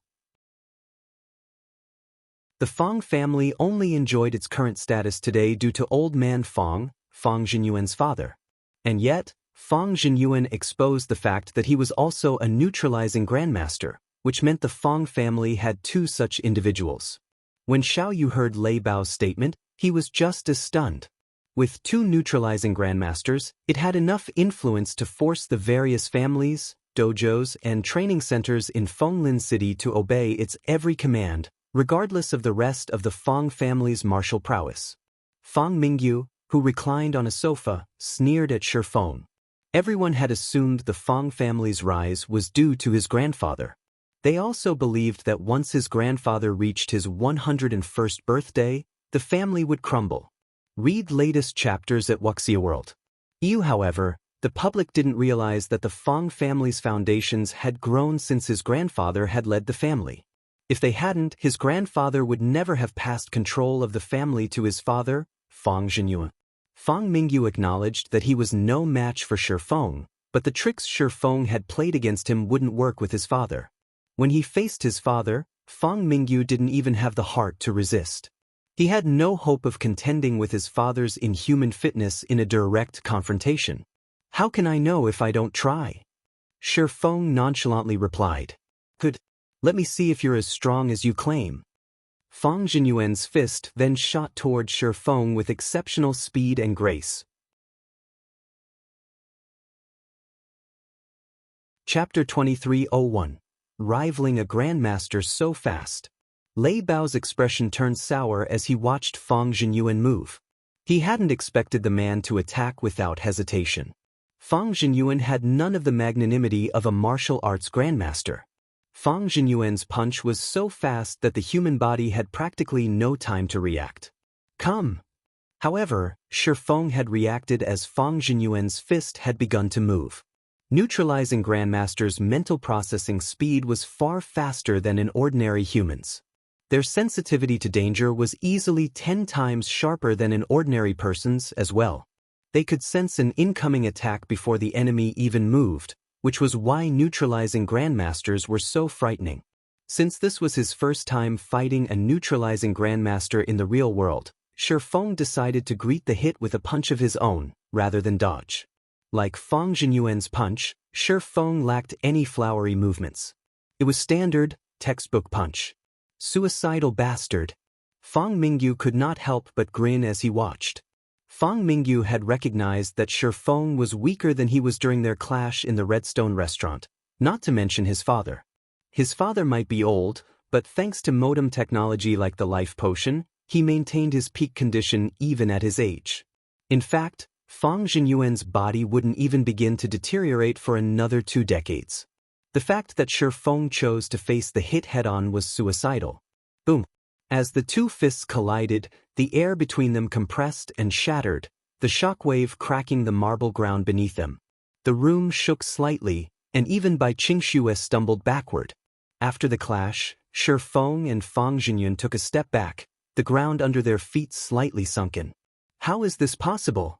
Fang Mingyu stared at Shi Feng with wide, shocked eyes when he saw the younger man completely unharmed from the exchange.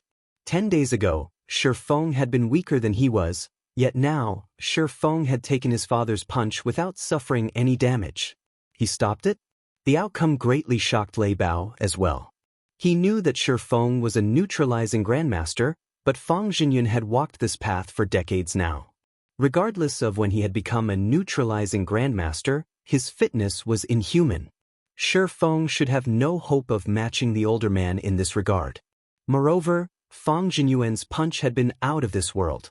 Lei Bao was sure that if he had tried to take that hit head-on, he would have either died or been severely injured. In truth, even Shi Feng was relatively surprised. He hadn't considered that he'd improve so massively after his training in the Tower of Four Gods. Not only had his fitness rapidly improved, but he had also substantially increased his control. He had successfully implemented some of the sword's transmigration's principles in his punch, diverting a portion of Fang Jinyuan's strength downward. This was why he had been able to face that hit without injury. If this fight had taken place after Shi Feng had just broken through to the Grandmaster realm, he would have definitely taken damage from Fang Jinyuan's punch. Is this the strength of neutralizing Grandmasters?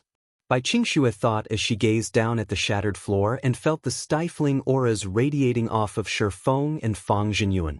This seemed more like a fight between mechanical beasts, rather than a fight between humans. It was no wonder why Fenglin City's various families were so afraid of the Fang family. Meanwhile, Shi Feng and Fang Jinyuan didn't continue to fight after exchanging hits. Instead, they took a moment to observe each other in silence.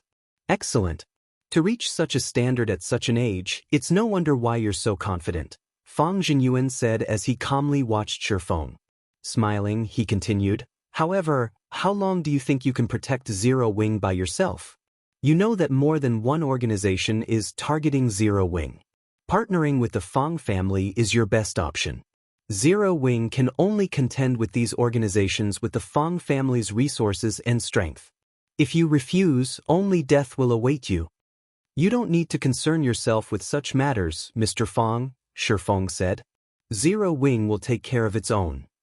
Zero Wing had already grown powerful enough that not even first-rate guilds were a match for it, yet as luck would have it, Zero Wing didn't have a powerful background. It was only natural that other organizations would have set their sights on the guild. It was why Shi Feng was trying to accelerate the Heaven's Rumble training center's development. However, he hadn't thought that a power like the Feng family would try to annex Zero Wing so soon. Is that so? Feng Zhenyuan laughed. I hope you can keep this kind of confidence when the time comes. Feng Zhenyuan then turned and left the reception room, showing no intention of trying to persuade Shi Feng further. Feng Mingyu and the girl in the red dress stood from their seats, following after the older man. After leaving Zero Wing's main headquarters and climbing into his luxury car, Feng Zhenyuan turned to the young woman, who had remained silent, with a serious expression. Shirhan, I'll contact Fenglin City's dojos and training centers later. I'll leave Heaven's Rumble's virtual combat platform to you, Feng Zhenyuan said coldly. With your position in mythology, you should have no problem suppressing a guild like Zero Wing, correct? If a guild wished to develop in God's domain, it needed sufficient manpower.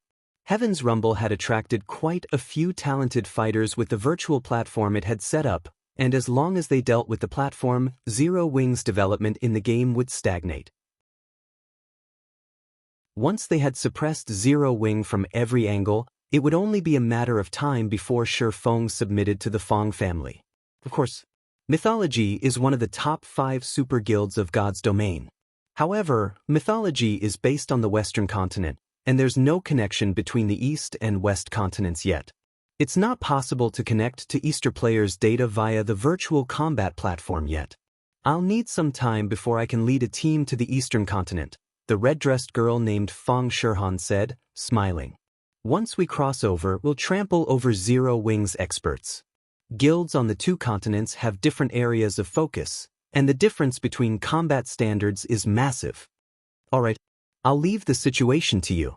Mingyu will help you where he can, Feng Zhenyuan said, nodding. After Feng Zhenyuan's group had left, an uproar rose in Zero Wing's headquarters. Zero Wing's members knew about the conflict between the guild and the Feng family. Shi Feng had caused quite the scene in the Redstone restaurant, after all, and as a result, the situation with the Feng family weighed on everyone's minds. Since the Feng family had left without achieving anything, Zero Wing's players breathed a sigh of relief.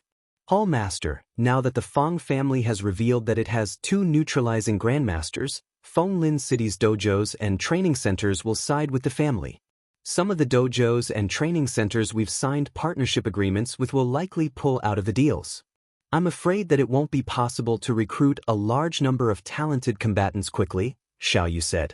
Moreover, the Feng family will most likely work with other dojos and training centers to compete with our pricing. If they don't want to work with us, so be it. Our priority is to set up more virtual combat platforms, so I want you to try to set up some small-scale training centers around the city, Shi Feng replied. He, too, understood the influence the Feng family would command with 2 neutralizing grandmasters. Furthermore, the Feng family had the Qilin Corporation's support.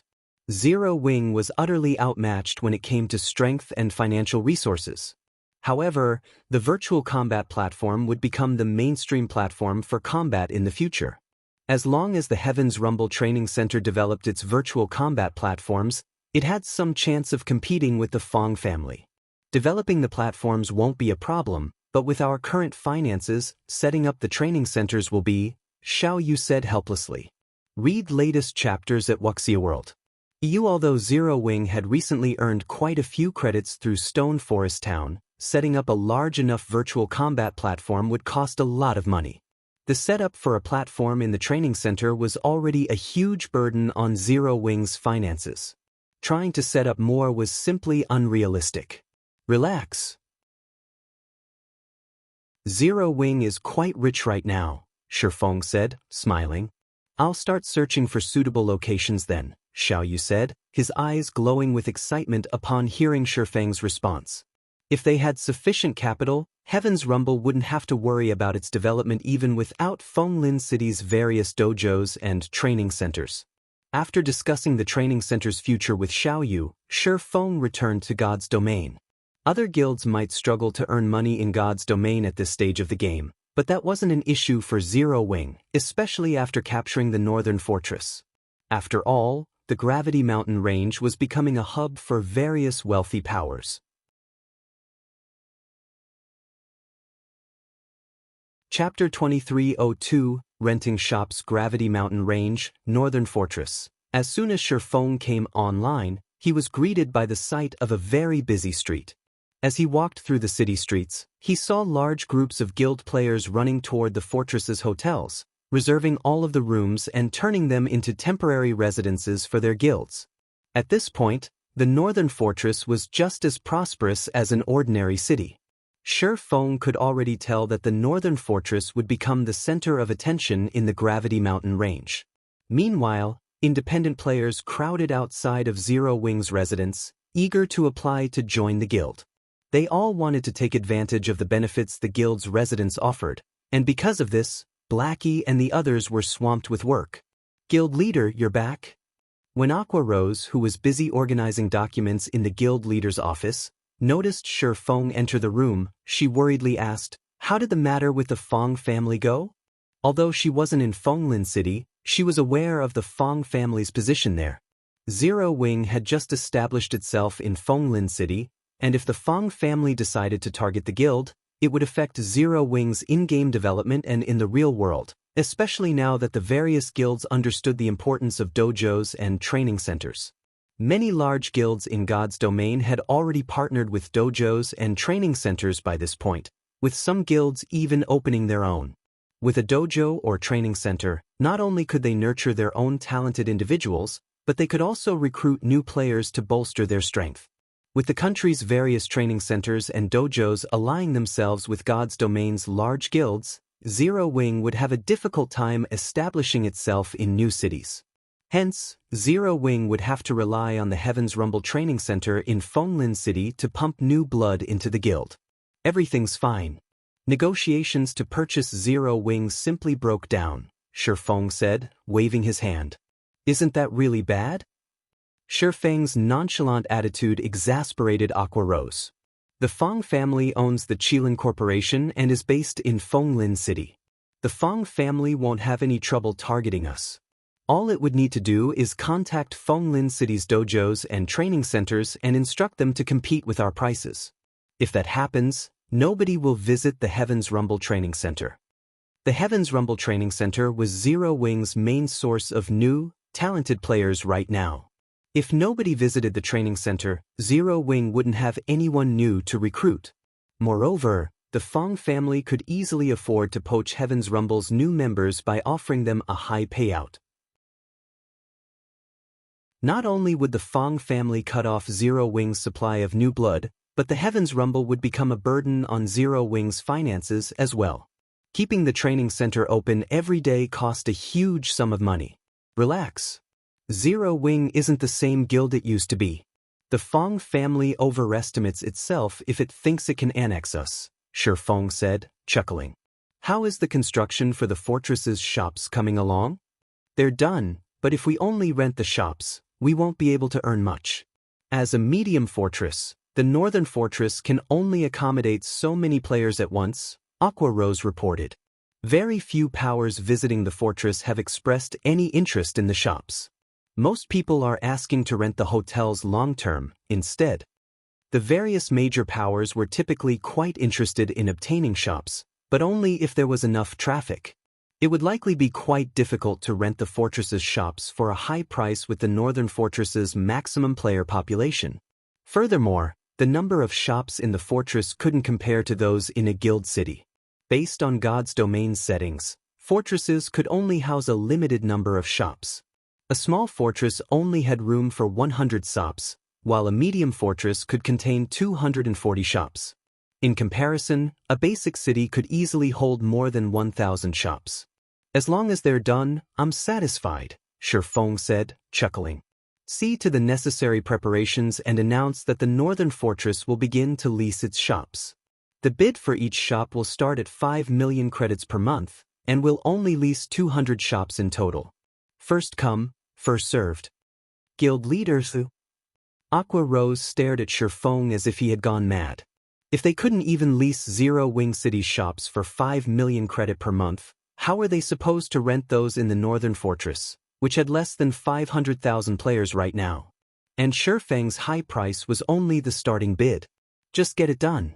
When the time comes, you'll understand, Shifeng said, not bothering to explain further. Fortresses in neutral maps were far more profitable than guild cities in God's domain. Guild towns and cities couldn't be constructed in many neutral maps due to their environments, and players would have to rely on fortresses to rest. Most of God's domain's players were also independent players, and when they obtained items they didn't need, they almost always sold them in their favored rest areas. Naturally, shops were the best platform for guilds to purchase and store these items, especially the items that couldn't be stored in one's bag space. Aside from purchasing and storing materials and items, neutral fortresses shops had a hidden benefit. They could conduct transactions with wandering merchant NPCs and purchase specialty items. Wandering merchants would visit a neutral fortress as long as it had enough security, and these NPCs frequently conducted business with individual players and shops. However, wandering merchants would only offer to sell their specialty items to shops. One such specialty item was the Advanced Wanderer's Camp. With this item, a team could set up a temporary resting area in a neutral map. Although each Advanced Wanderer's Camp could only be used 3 times, and each use had a 1-day duration, it would help a team fully recover their stamina and concentration without cutting their exploration short to return to a city or fortress. The Advanced Wanderer's Camp was an absolute treasure to exploration teams. Sometimes, if players were lucky, they would even encounter wandering merchants that were interested in selling super rare mini mobile camp. Unlike the Advanced Wanderer's Camp, the mini mobile camp was permanent. It could only accommodate 100 players at a time, but a team could use it indefinitely. It only cost a few magic crystals for each activation. Read latest chapters at Wuxia World. The smallest fortress wandering merchant NPCs would visit was a medium fortress, which was why the various powers had fought so desperately to capture neutral medium fortresses and larger during Shifeng's previous life. Every neutral medium fortress was a goldmine and definitely worth waging a war to acquire. To increase their chances of developing in neutral maps, the various powers wouldn't spare any cost when renting a fortress's shops. As long as one owned a medium fortress or larger in a neutral map, they wouldn't have to worry about needing a source of income, especially if that fortress was the Northern Fortress. Currently, it was the only fortress in the Gravity Mountain range that had return scrolls, and there were plenty of unexplored ruins in the Gravity Mountain range. Zero Wing wouldn't need to worry about no one renting the fortress's shops. After verifying Shifeng's instructions, Aqua Rose informed the public that the Northern Fortress's shops were available for rent.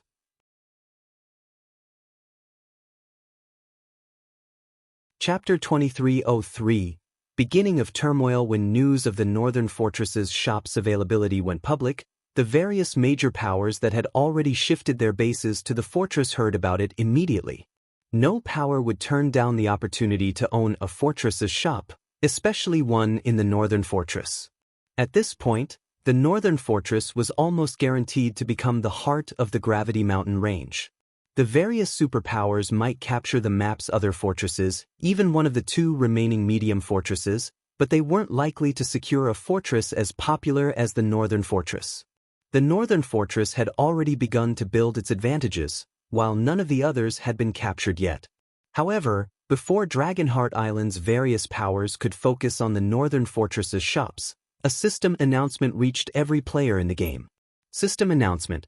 A player has triggered an epic main storyline quest and activated the new expansion pack, Invasion of Other Planes.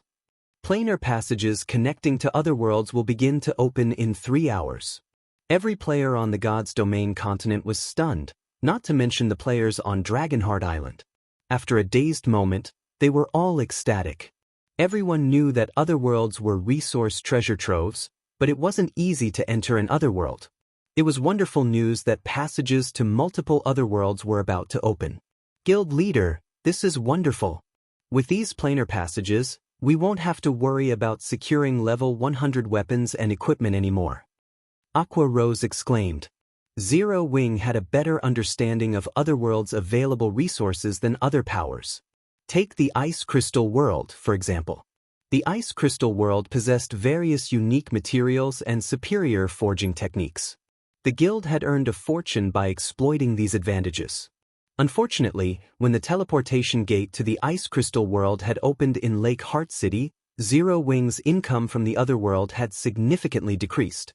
This system announcement regarding the planar passages was undoubtedly good news for Zero Wing. How did this happen so soon? In contrast to Aqua Rose's reaction, Shifeng's expression turned gloomy when he heard the system announcement. The planar passage's activation would bring an abundance of rare resources to God's domain's main continent, but it would also bring trouble. The flood of new players to the continent would be one of the biggest problems. Many players resided in other worlds, and once these planar passages began to open, those players could travel between the main continent and the other worlds as well. Because of this, these other worlds players would surge to the main continent in droves, as would many new powers. Competition on the main continent was already intense. It was easy to imagine what kind of outcome God's domain would see if a large number of new competitors suddenly joined the fray. Even now, Shifeng could clearly remember what had happened when the planar passages had opened during his previous life. A massive change had rocked God's domain's various powers, with countless powers perishing during the invasion. Not even superpowers had been spared. Although other worlds were small, only half the size of a kingdom, their players' standards differed due to the other world's environments. Some otherworld players were weaker than those on the main continent, while others were stronger. The Ice Crystal world was among average among the multitude of other worlds. In some of the stronger other worlds, players had no issues obtaining legacies, while others made it easier for players to convert to stronger races. These players tended to have greater combat power and higher levels than those on the main continent. Zero Wing had just recently become a pseudo-superpower and had yet to reinforce its foundations. Dealing with these otherworld players and powers wouldn't help Zero Wing. As far as Shifeng could remember, many players had already risen to Tier 3 when the planar passages had activated in the past. Since this expansion had been triggered so early in this life, the competition between players would become even more intense than he remembered. Back then, the main continent's powers had already solidified their rule in level 100+ neutral maps. Attempting to dethrone them had been an incredibly difficult task. However, players hadn't claimed the level 100+ neutral maps in this life yet, and once the otherworld players and powers arrived on the continent, the competition for these maps would grow to unprecedented levels. I need to move forward with my plans. Shifeng gritted his teeth as he examined at Zero Wing's current statistics. After giving the matter some thought, he turned to Aqua Rose and commanded, "Aqua, notify the management in Zero Wing City and tell them to only accept credits in the shops. Also, we need to expand and recruit throughout the Dark Knight Empire." The planar passages would open all over the main continent. If Zero Wing wanted to survive the upcoming war, it needed to increase its overall strength as soon as possible. Shifeng hadn't wanted to expand the guild too quickly, originally. More guild members meant higher costs for the guild, and if Zero Wing couldn't afford the new expenditures, the guild's development would regress. Thus, Shifeng had decided to slow the guild's expansion, allowing Zero Wing to develop organically, unlike powers that rapidly increased their member count. Unfortunately, he couldn't afford to wait with the planar passages about to open. The gears of a new era had already begun to turn. If Zero Wing didn't have enough manpower, others would easily invade and usurp its territories, especially now that the Fong family had decided to target the Heaven's Rumble Training Center. Having received her orders, Aqua Rose quickly contacted the players that managed Zero Wing City, informing them that the guild would only accept credits as payment in its shops. Shifeng also instructed Aqua Rose to find a method to recruit more secret silver guards with the growth potential to nearly rival fine gold rank. He currently possessed quite a bit of soul essence on him, which he could use to increase personal guards' growth potential. Although he could also use the soul essence on the guild's fine gold guards, it wasn't so easy to collect. Even after slaying all of the monsters in the northern fortress, he had only acquired 90 drops. With so little, he'd only be able to upgrade a few fine gold guards. Rather, he could upgrade a large number of secret silver guards with high growth potential to fine gold rank. Although there was only one rank between Secret Silver and Fine Gold guards, the difference between them was akin to the difference between Peak Experts and Apex Experts. If he could acquire a large group of level 100 plus Fine Gold guards at this stage of the game, he'd have a mobile killing machine. Read latest chapters at Wuxia World. Yu Shifeng also intended to use the 2 remaining teleportation tokens to send Fire Dance, Gentle Snow, Violet Cloud, and Aqua Rose to train in the Tower of 4 Gods. Zero Wing had more than 100 Refinement Realm experts and barely any Peak experts. It was the guild's fatal flaw.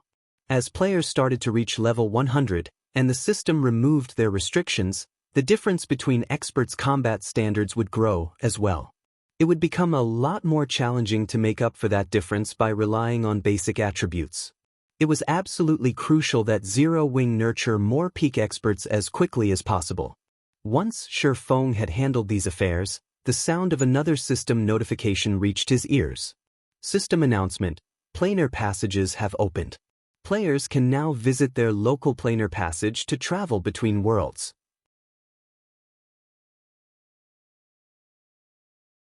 Chapter 2304, Planar Passages activated. Starmoon Kingdom, Starmoon City. Players flowed in and out of the lively teleportation hall. Merchant players and well-known adventurer teams from other kingdoms and empires were a common sight in and around the building.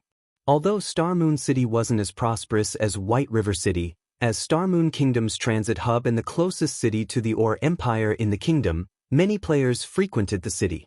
Starmoon City was already a large city with more than 9 million player residents. It was above average among God's Domain's various capital cities. Suddenly, a group of players with dark marks on their foreheads arrived in the teleportation hall. When the other players in the hall noticed them, they fell silent. Every one of these 100-plus players had reached level 92 or 93. Right now, the highest-leveled player on the kingdom's ranking list was only level 88. Moreover, the experts in the area felt a powerful pressure from the group of strangers as if they stood before a small force of high-level great lords. The combined aura could even deter Refinement Realm experts from approaching. There sure are a lot of people here, Commander, but their levels are pretty low. They clearly haven't received a god's blessing either, a level 92 female ranger commented as she watched the players in the teleportation hall. It seems the main continent's players haven't developed as quickly as those in the Shadow World. Only their weapons and equipment are better than ours. Apparently, different areas have varying degrees of development. This is an opportunity for our shadowless adventurer team. Obviously, weapons and equipment are easier to obtain here.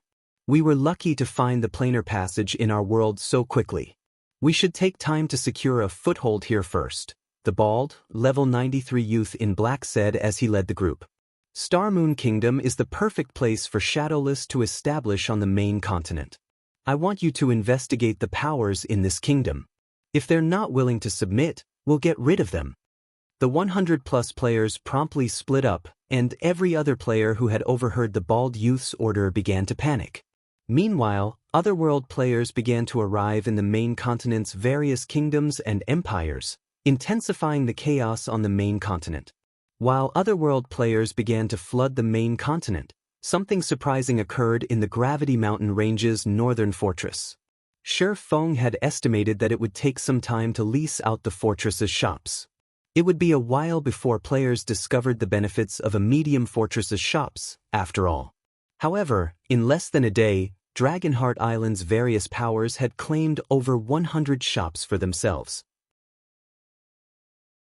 Although these powers didn't plan to rent the shops long-term, only agreeing to the first month, it instantly earned Shifeng over 600 million credits. Including the income from Zero Wing City, he had a total of 800 million credits on hand. Once the credits were in his account, Shifeng instructed Xiaoyu to move forward with their agreed plans. They might not be able to establish many large-scale training centers in Fenglin City, but 7 or 8 small training centers wouldn't be a problem. Furthermore, the branch training centers' main purpose was to promote the virtual combat platform and encourage the city's players to train in the Heaven's Rumble training center habitually. Hence, they wouldn't need to purchase a lot of equipment for the branch locations. Once the branches opened to the public, and with Zero Wing's fame, they wouldn't need to worry about a lack of God's domain players visiting Heaven's Rumble. This would also allow Zero Wing to recruit fresh blood in God's domain. Shi Feng had also earned a lot of ancient gold from the northern fortress. Normally, a small fortress, at its peak, would only earn 4,000 or 5,000 ancient gold per day, and small fortresses that had recently opened to the public would be lucky to earn 1,000 per day. Fortunately, the northern fortress was unimaginably popular. The various powers players already filled every hotel in the fortress. To reserve every room in a hotel, players would have to pay with ancient gold, not ancient copper or silver. Naturally, Zero Wing's share of the profits would consist of ancient gold as well. After a single day of business, Zero Wing had earned 7,000 ancient gold from the northern fortress, and that was after splitting the profits with Phoenix Rain. As more time passed and more players visited the fortress, Zero Wing would be able to upgrade its facilities. As basic hotels became advanced hotels, Zero Wing and the Phoenix Pavilion would earn even more ancient gold. Warblood's people would have a heart attack if they saw our profits, guild leader Blackie said, laughing as he watched the northern fortress's profits increase. It won't be long before our guild secures a foothold in Dragonheart City. With more guild members here, I'd like to see Warblood interfere with our development. Blackie, don't underestimate Warblood. The adventurer team has captured its own fortress, and it still has Starlink's support. It would be unwise to underestimate its development, and Warblood's naval prowess is particularly impressive. Even 13 Thrones watches its step around the adventurer team, Yen Tianxing solemnly warned his companion. Read latest chapters at Wuxia World. EU resources were important for competing guilds, but the deciding factor would come down to the size of one's fist. Warblood might not be a match for Zero Wing in the Gravity Mountain range, but in the Sea of Death, Zero Wing would be at its mercy. Unfortunately, there were more resources available in the Sea of Death than in the Gravity Mountain range. Tianxing is right. Now that we have resources, we need to convert them into combat power. Shi Feng nodded. He then retrieved the Storm speedboat design from his bag and handed it to Yen Tianxing, who would supervise the speedboat's production. They would use the profits they had earned from the northern fortress to acquire the necessary materials. Fortunately, Shi Feng had been stocking up on these materials for a while. When Yen Tianxing saw the Storm speedboat design, his eyes nearly fell out of their sockets. Although he was not a naval player, he had learned how valuable bronze speedboats were during the several weeks he had spent grinding in the Sea of Death. If Zero Wing had a full fleet of bronze speedboats, they could explore the Sea of Death unhindered. Once he had set Yen Tianxing with everything he needed for the Storm speedboat's production, Shi Feng left the northern fortress. Once he emerged from the World Tower, he used a return scroll to teleport to White River City. He was finally prepared to challenge his Tier 3 promotion quest.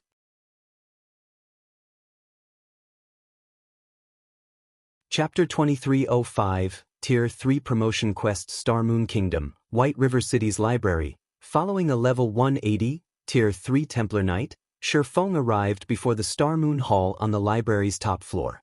As he entered the hall and spotted Charlene, who wore luxurious red robes and sat in her throne on the far end of the room, something surprised Shi Feng. Now, he could sense a trace of divine might from Charlene, and it was nothing like the divine might items radiated. Although it wasn't as strong as the divine might from items gods had used, it was incredibly pure. The closer he got to the woman, the stronger the pressure felt. Even with his powerful basic attributes, Shi Feng couldn't step within 10 yards of Charlene. He suspected she was already more powerful than demigods. "You're here. Looking at you, I assume you intend to challenge your Tier 3 promotion, am I correct?" Charlene asked, giving Shi Feng a natural, human-like smile. She looked at him like an old friend. "That's right." Shi Feng nodded. He might be quite powerful, even enough to give the various superpowers a huge headache, but to truly contend with the superpowers, he had to reach Tier 3 at the very least. Once he was a Tier 3 player, he could freely explore level 100+ maps and qualify to become a lord, gaining full rights to manage a territory. As true lords, players could gain full control over the land they had earned. Their authority would no longer be limited to a town or city.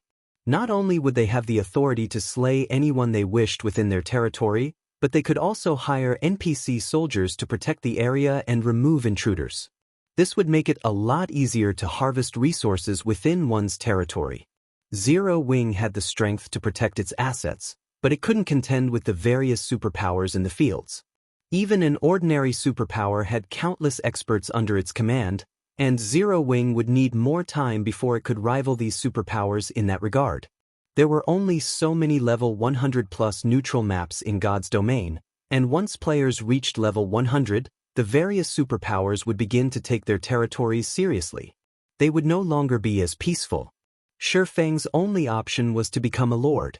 Once he had that status, not only would Zero Wing's ability to protect itself increase by tenfold, but the guild's development speed would also undergo a qualitative transformation. "Since you've already prepared, I won't waste your time," Charlene said, smiling. She extended a hand toward Shifeng and continued, 300 mana stones and 20 units of 7 luminaries crystal. Shifeng's lips twitched when he heard Charlene's price. This was daylight robbery. Since his Tier 3 promotion quest's mana stone cost had been so high, he had prepared over 300 mana stones before revisiting Charlene.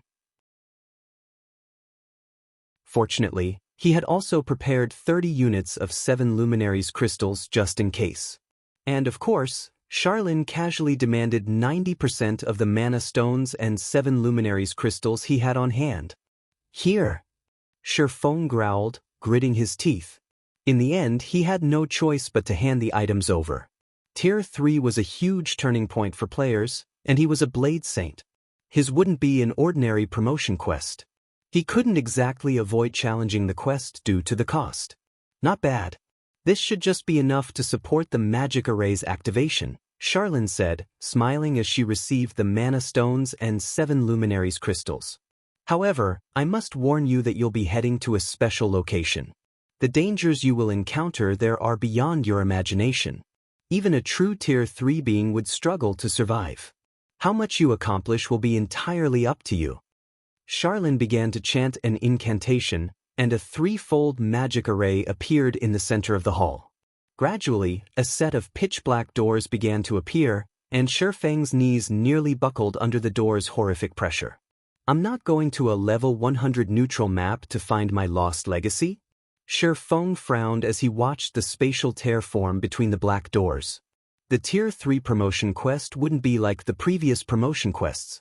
Since the various kingdoms and empires lacked Tier 3 legacies, players would have to search ancient ruins in level 100+ neutral maps for them. Not even peak legacies were exempt from the process. However, it was clear that he wouldn't be visiting some level 100 neutral map on the main continent. The unexpected development interfered with his plans. His past experiences and knowledge about Tier 3 promotion quests would be useless. Shifeng didn't give the matter much thought, however, as he approached the black doors. These doors wouldn't remain for long, and if they disappeared before he entered the spatial tear, the system would deem the promotion quest a failure. Not only would he have wasted a ton of valuable resources, but he'd also have to wait a long time before he could attempt the promotion quest again. The moment Shifeng stepped into the spatial tear, he transformed into a streak of light, vanishing from the large hall. He had no idea how long he had been stuck in the space-time tunnel, but when he reopened his eyes, he found himself on a huge island floating in an endless void. The island was barren and quiet, containing multiple spatial tears that had enough power to tear a mythic monster to shreds. The island's environment was a complete mess. Shifeng constantly felt some berserk energy assault his body, causing damage and limiting his perception. A void land? Shifeng was speechless as he examined his surroundings. A void land was a land of death in God's domain. Even a domain realm expert would be as weak as a noob when subjected to a void land's environment, barely able to exhibit any of their combat power. When he spotted the island's level 100+ void creatures, a chill crawled down his spine. Void Worm. Void creature, Great Lord, level 101 HP 120, 000, 000/120, 000, 000, Void Viper. Void Creature, Grand Lord, Level 102 HP 300, 000, 000, 000/300, 000, 000. Void creatures had extremely high resistance to physical and magical damage. Normally, even Tier 3 players would have to work with a full party to defeat a Level 100 Great Lord ranked Void creature. Unfortunately, not only was this barren island home to thousands of Void worms, but they also moved in groups of 3 to 5. As for the Void Vipers that floated in the air, a single one of them could easily annihilate an entire Tier 3 team. Not even Tier 3 players would survive long on this island, much less Tier 2 players. System: you have accepted your Tier 3 promotion quest. Quest content: locate the Blade Saint legacy sealed in this void land and remove the seal to obtain the legacy.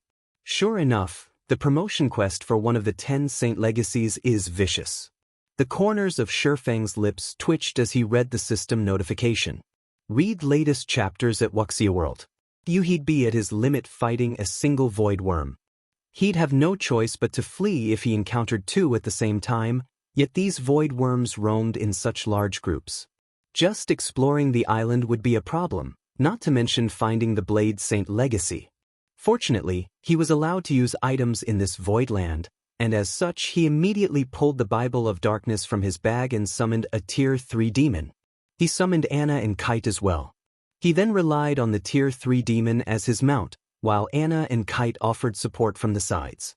The void worms might be a problem for ordinary Tier 3 players, but they were merely practice targets with high HP to Anna and Kite. Their battle with the void worms was completely one-sided, and after just half an hour, 5 void worms had fallen. As they died, the void worms granted Shurfang a ton of EXP and dropped a crystal that was as dark as night. A mana crystal! Shurfang could not believe his eyes as he held the crystal. How is this possible?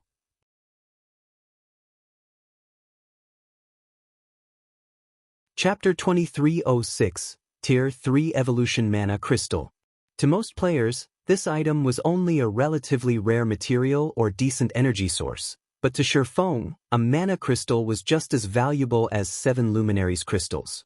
They were so valuable to him because he could use mana crystals to evolve the Abyssal Blade. Shurfang had tasked Melancholic Smile to purchase mana crystals for that very purpose, but she had yet to find any. Learning that these void worms dropped the mana crystals had certainly come as a surprise. The Abyssal Blade was significantly helpful. In its current state, the magic weapon was as powerful as a top-tier epic weapon of the same level. Unfortunately, Shurfang couldn't afford to level up the weapon due to how many fine gold and dark gold weapons the upgrade required. The higher level a weapon was, the rarer it would be. Obtaining level 90 plus fine gold weapons was quite challenging at this stage of the game, not to mention level 90 plus dark gold weapons. Because its level had stagnated, the Abyssal Blade wasn't suitable for Shurfang at this point. However, Shurfang couldn't just abandon the weapon. Even if he stopped using it, the curse within the Abyssal Blade would still exist, and he'd periodically have to face the backlashes. Not only would the curse grow stronger as the magic weapon evolved, but it would also grow stronger as time passed, which was why players had been so afraid of magic weapons in Shurfang's previous life. Although magic weapons could be a massive asset to players, they'd also become a greater burden as players leveled up. Of course, if players could maintain the magic weapons' growth as they reached higher levels, the weapons would offer more pros than cons, and after a certain point, they'd become even stronger than epic weapons. Unfortunately, it was very difficult to maintain that growth rate during the later stages of the game.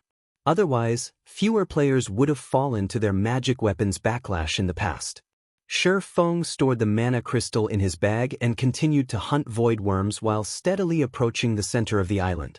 The void land was as large as a medium-sized leveling map in the outside world, and as Shurfang grew closer to the island's core, he encountered more void worms.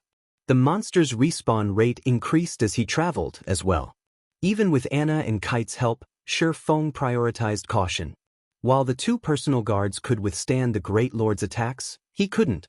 Although slaying these void worms was monotonous, the bountiful EXP and occasional mana crystal motivated Shurfang. He took barely any breaks from hunting the Great Lords. After a full day of combat, Shifeng's experience bar had reached 99% of level 100. He just needed one more kill to level up, but he decided to wait for a moment. He locked his experience bar and summoned his Thunder Eagle, allowing the flying mount to benefit from the awarded EXP instead. Flying mounts and land mounts had different mechanics. While land mounts' levels would be determined by their owner's level, flying mounts had their own experience bars. This was why nurturing a flying mount was so troublesome. This quest, fortunately, offered the perfect opportunity for Shifeng to nurture his Thunder Eagle. Flying mounts in God's domain were an exceptional mode of transportation, but they were also capable fighters. For players to grow stronger, they had to constantly improve their levels, equipment, skills, and other aspects. Flying mounts, however, only needed to level up. It was easier for these mounts to evolve through their tiers than it was for players. Thus, it had become common practice for experts to disregard their levels temporarily to level up their flying mounts. The Thunder Eagle was an intermediate extraordinary flying mount, born with the strength of a great lord and extremely high growth potential. At level 100, its combat power might only be at the lower tier 3 rank, but once it reached level 110, it would rise to the intermediate tier 3 rank. At level 120, its combat power would further increase to the tier 3 upper rank standard. Aside from frantically grinding, Shifeng occasionally logged out to rest his mind and provide guidance for some of his guild members. Guild leader, Warblood and Starlink are growing restless. They're not doing much right now, but I've heard that they've decided to help 13 Thrones capture a medium fortress in the Gravity Mountain range, Blackie reported. Currently, the Northern Fortress's player population is only over 900,000. If Warblood and Starlink succeed, I'm afraid it'll affect the Northern Fortress's development. Should we send people to sabotage their plan? Since the Northern Fortress was the sole medium fortress in the Gravity Mountain range, it generated astronomical sums of credits and ancient gold each day, but if the various powers captured another medium fortress, the Northern Fortress's profits would decrease. That won't be necessary. Although we have a feud with Warblood and Starlink, we have nothing against 13 Thrones, Shifeng said, shaking his head. Moreover, capturing a medium fortress is easier said than done.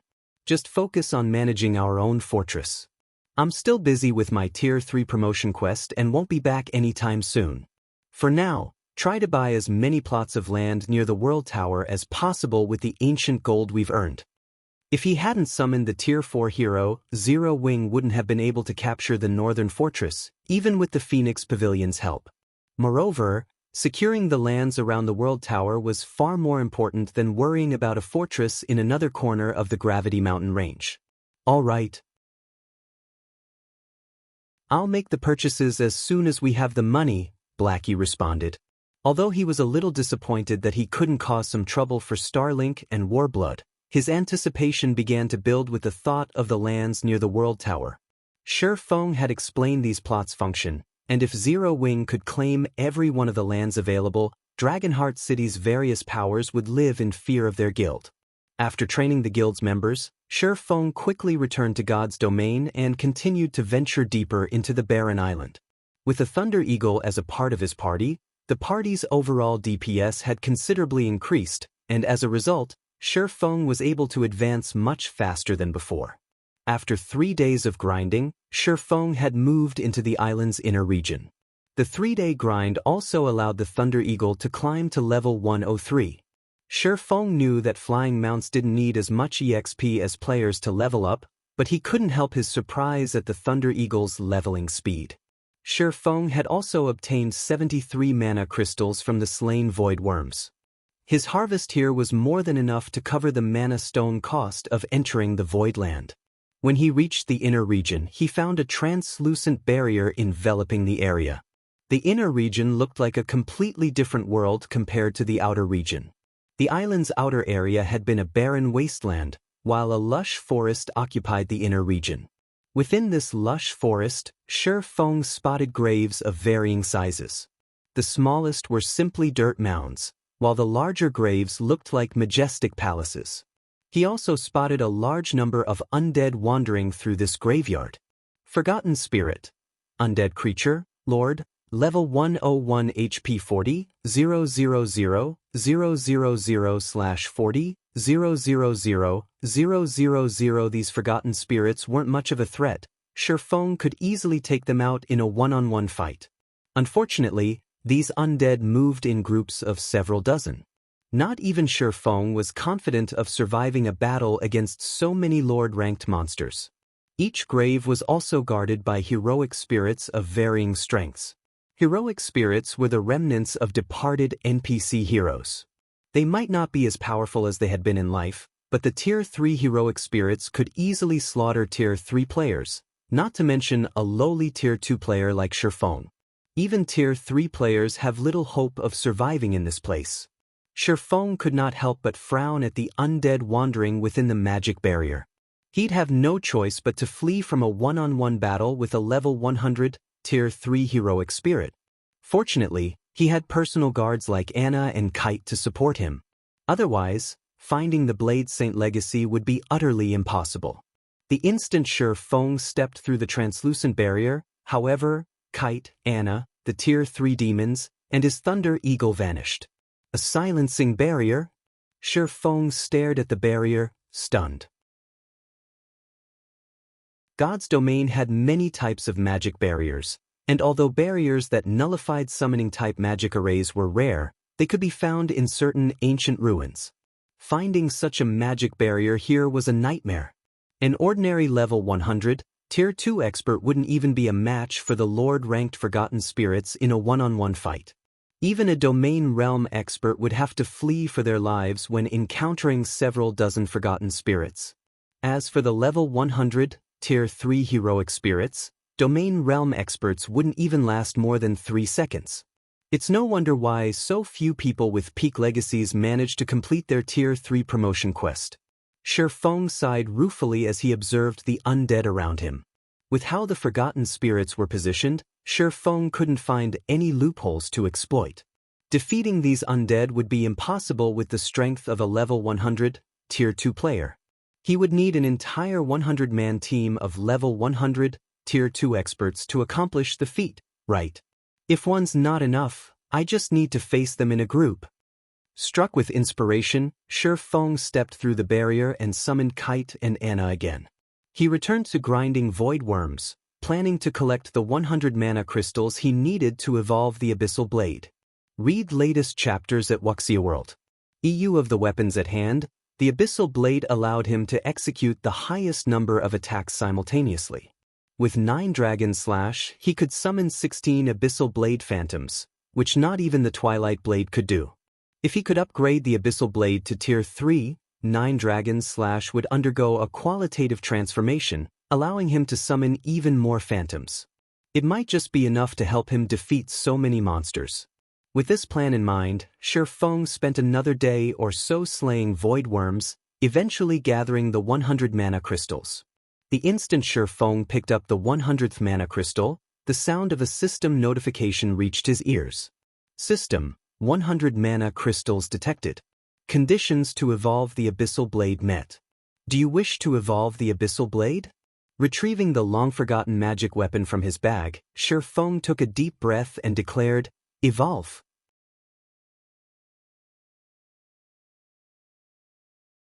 Chapter 2307, Tier 3 Abyssal Blade. The moment Shifeng tapped on the Evolve * button, the Abyssal Blade transformed into a cloud of black fog that moved toward his bag.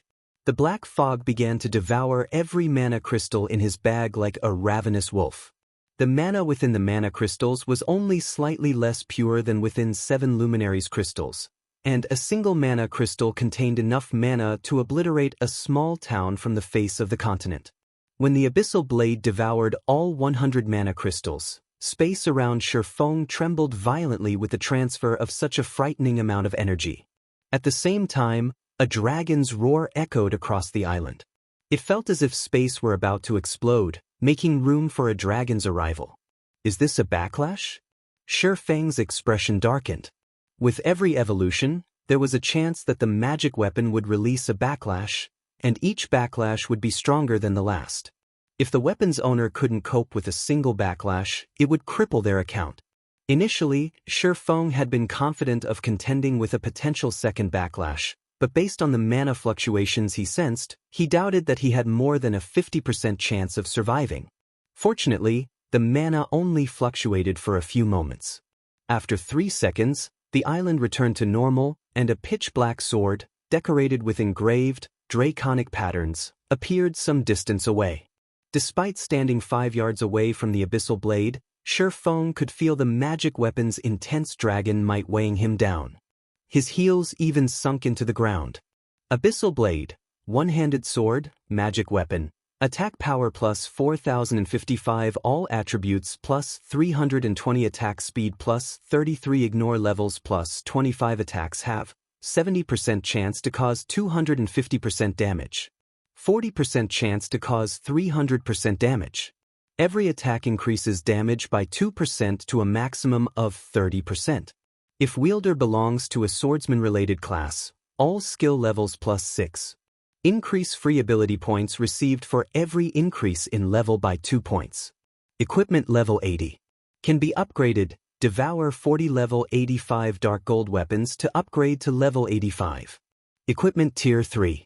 Can be evolved, devour 5 god crystals to evolve to tier 4. Additional active skill 1, Phantom Kill, tier 3. Instantly creates a doppelganger under the wielder's control. Doppelganger has 95% of the wielder's attributes and all skills. The wielder can swap positions with the doppelganger at any time. Duration, 2 minutes cooldown, 5 minutes. Additional active skill 2, Abyssal Bind, tier 3. Binds up to 5 enemies simultaneously and prevents movement, reducing defense and magic resistance by 100%. The higher tiered the target is, the weaker the effect will be. Duration, 5 seconds cooldown, 40 seconds. Additional active skill 3, 9 Dragon Slash, tier 3. Instantly creates 21 phantoms of the abyssal blade for wielder's use. Each phantom sword deals up to 80% damage. Duration, 60 seconds cooldown, 8 minutes. Additional active skill 4, Abyssal Curse, tier 3. Prevents all targets within a 100-yard radius from moving or attacking for 6 seconds and reduces their attributes by 20% for 10 minutes. Effect doubles if there is only one target in range. Cooldown, 30 minutes. Additional active skill 5, Dragon Soul, tier 3. Grants a doppelganger a dragon soul, transforming it into a black dragon. The transformed doppelganger will have the same life rating as a black dragon and can use the skill Dragon Breath. Duration, 5 minutes cooldown, 24 hours. Additional passive skill, Abyssal Will. Improves wielder's physique depending on the surrounding mana density. The higher the mana density, the greater the improvement. Additional Profound Inheritance, Black Emperor, tier 3. When activated, every critical hit will accumulate 1 stack of Death Aura. Each stack can be used to increase all attributes by 4% and attack speed and movement speed by 3% for 12 seconds or to reduce the cooldown of a skill by 5 seconds. Maximum of 27 stacks of Death Aura. Duration, 10 minutes cooldown, 6 hours. The famed Smith Alice's personally created the Abyssal Blade using the Black Dragon King's fangs as material. It is one of 36 famed swords, ranking 31st. However, the Black Dragon King himself has cursed this sword. Beyond the immense strength the blade offers, the wielder must face a backlash after a certain amount of time. However, after Jack had remodeled the abyssal blade with a star crystal, the strength of the backlash has been reduced greatly. If the wielder is unable to suppress the backlash, the wielder will receive the Black Dragon King's curse, permanently reducing all attributes by 50%. Unable to be dropped. Unable to be traded. Unable to be destroyed. So powerful. Shi Feng was stunned when he saw the evolved Abyssal Blade's attribute panel. The Abyssal Blade's attributes might not compare to the Twilight Blade and Killing Ray quite yet, but its attributes could rival that of a top-tier level 85 epic weapon, despite being only a level 80 magic weapon. However, the improved attributes weren't the most shocking aspect. The Abyssal Blade's skills had drastically improved now that it was a tier 3 weapon. Now, it was the perfect weapon to use against groups. Not even an ordinary fragmented legendary weapon would be its match in this regard. Seeing the Tier 3 Abyssal Blade, Shifeng couldn't even imagine how much it would improve once it reached Tier 4. Of course, evolving the magic weapon further would be immensely more difficult than it had been thus far, requiring god crystals, and 5 of them at that. One could only rely on luck to find god crystals, which were even rarer and more difficult to locate than epic weapons. Shifeng then unequipped Killing Ray, replacing it with the Abyssal Blade. So, this is the Abyssal Blade's power after another evolution? As he equipped the magic weapon, Shifeng was astounded. His attack power and basic attributes might have decreased, but he was more compatible with the Abyssal Blade than he was with Killing Ray. The weapon felt like an extension of his body in his hand, and it was now unimaginably sharp. In its current state, the Abyssal Blade could easily slice through a level 100+ Great Lord scales. Moreover, the magic weapon's effects had substantially improved, and he could feel his physique growing considerably stronger. Despite replacing Killing Ray with a lower-leveled weapon, his overall combat power hadn't decreased in the slightest. Rather, it had risen. After taking a moment to familiarize himself with the upgraded Abyssal Blade, Shifeng shifted his attention to the graves within the inner region. The goal of his promotion quest was to locate the Lost Blade Saint Legacy. Obviously, it should be inside one of those graves. The countless forgotten spirits wandering through the forest and the heroic spirits guarding each grave were the only obstacles in his way. A few minutes ago, Shifeng had been helpless against the wandering forgotten spirits, but now that he had the Tier 3 Abyssal Blade, defeating the undead wouldn't be a problem. Now, he only had to figure out a way to distract the heroic spirits while he opened the graves. Unfortunately, since he didn't know which grave contained the legacy, he decided to challenge heroic spirit guarding the nearest and smallest grave. The instant Shifeng crossed through the translucent barrier, the undead roaming near the chosen grave sensed Shifeng's aura and charged toward him. Although the forgotten spirits didn't have very high intellect, even a peak expert would have to flee if several dozen attacked together. Go! Shifeng immediately activated 9 Dragon Slash.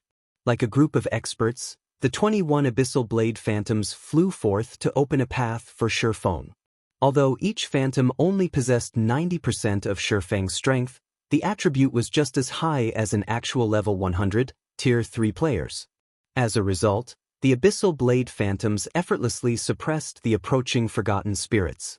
With one exchange, the Phantoms shoved aside the several dozen undead, allowing Shifeng to reach the small grave. This is a resting place for the dead. The living have no place here. The spear-wielding Tier 3 heroic spirit guarding the grave bellowed as he thrust his spear at Shifeng. Forgotten heroic spirit, undead, Tier 3 Berserker King, level 10 HP 54, 000, 000/54, 000, 000. Although the heroic spirit did not have a lot of HP, he employed an advanced combat technique with that simple thrust, causing his opponent to ignore the weapon unconsciously. Moreover, the attack contained peak Tier 3 power, easily enough to repulse level 100+ Grand Lords. If this attack struck a Tier 3 player, they die instantly. Witnessing the heroic spirit's strength, Shifeng lost any confidence in defeating the undead. Fortunately, he didn't actually plan to fight the heroic spirit. Shifeng responded to the attack by using Phantom Kill, sending his doppelganger forward while activating Defensive Blade to block the strike. Shifeng then rushed toward the grave. The moment Shifeng touched the grave, a prompt window appeared before him. System: do you wish to activate the grave and absorb a portion of the grave owner's legacy? Ecstatic, Shifeng activated the grave. However, a loading bar appeared the moment he did. Activating the grave would require a total of 8 seconds. When the heroic spirit sensed the grave's activation, he flew into a rage. Ignoring Shifeng's doppelganger, the heroic spirit dashed toward the offending player. Sure enough, this won't be that easy. As the heroic spirit ran toward him, Shifeng stopped holding back. He had his doppelganger activate its legacy berserk skill, Blade Liberation, focusing all of his attention on controlling the doppelganger as it attacked the heroic spirit. Lightning Flash.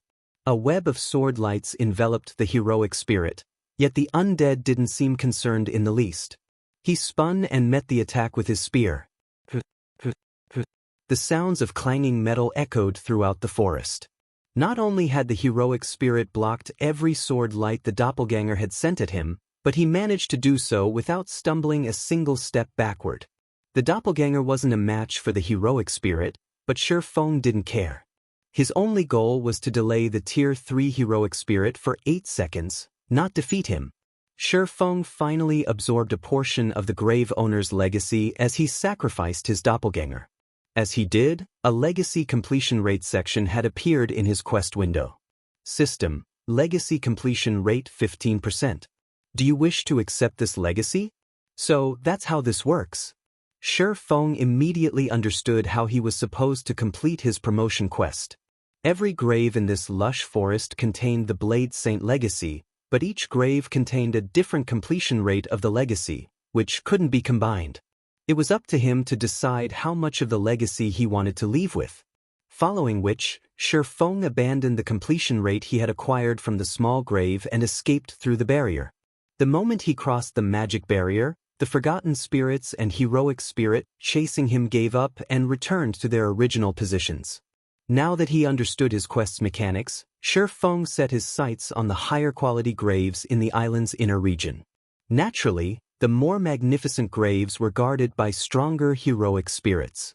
The largest grave sat within the forest core, as opulent as a palace with a level 100, Tier 4 heroic spirit standing guard. Read latest chapters at Wuxia World. The graves that were a grade inferior to the palace-like grave in the center were protected by heroic spirits with titles. Heroic spirits that earned a title after their deaths had been heroes among heroes during their lives. Killing apex experts of the same tier would have been child's play. Although they had lost a significant portion of the strength after death, they could still kill apex experts with little to no effort. I can only give it a try. Shi Feng gritted his teeth as he set his sights on a greatsword-wielding, titled heroic spirit. He knew he had no hope of activating the grandest grave in the cemetery. The gap between Tier 3 and Tier 4 existences was massive, let alone the gap between Tier 2 and Tier 4. The moment the Tier 4 heroic spirit noticed him, he'd die. However, he wasn't willing to settle for third-grade graves. After all, the legacy's completion rate would severely affect the Tier 3 promotion quest's rewards. At the very least, he had to try for the second-grade graves.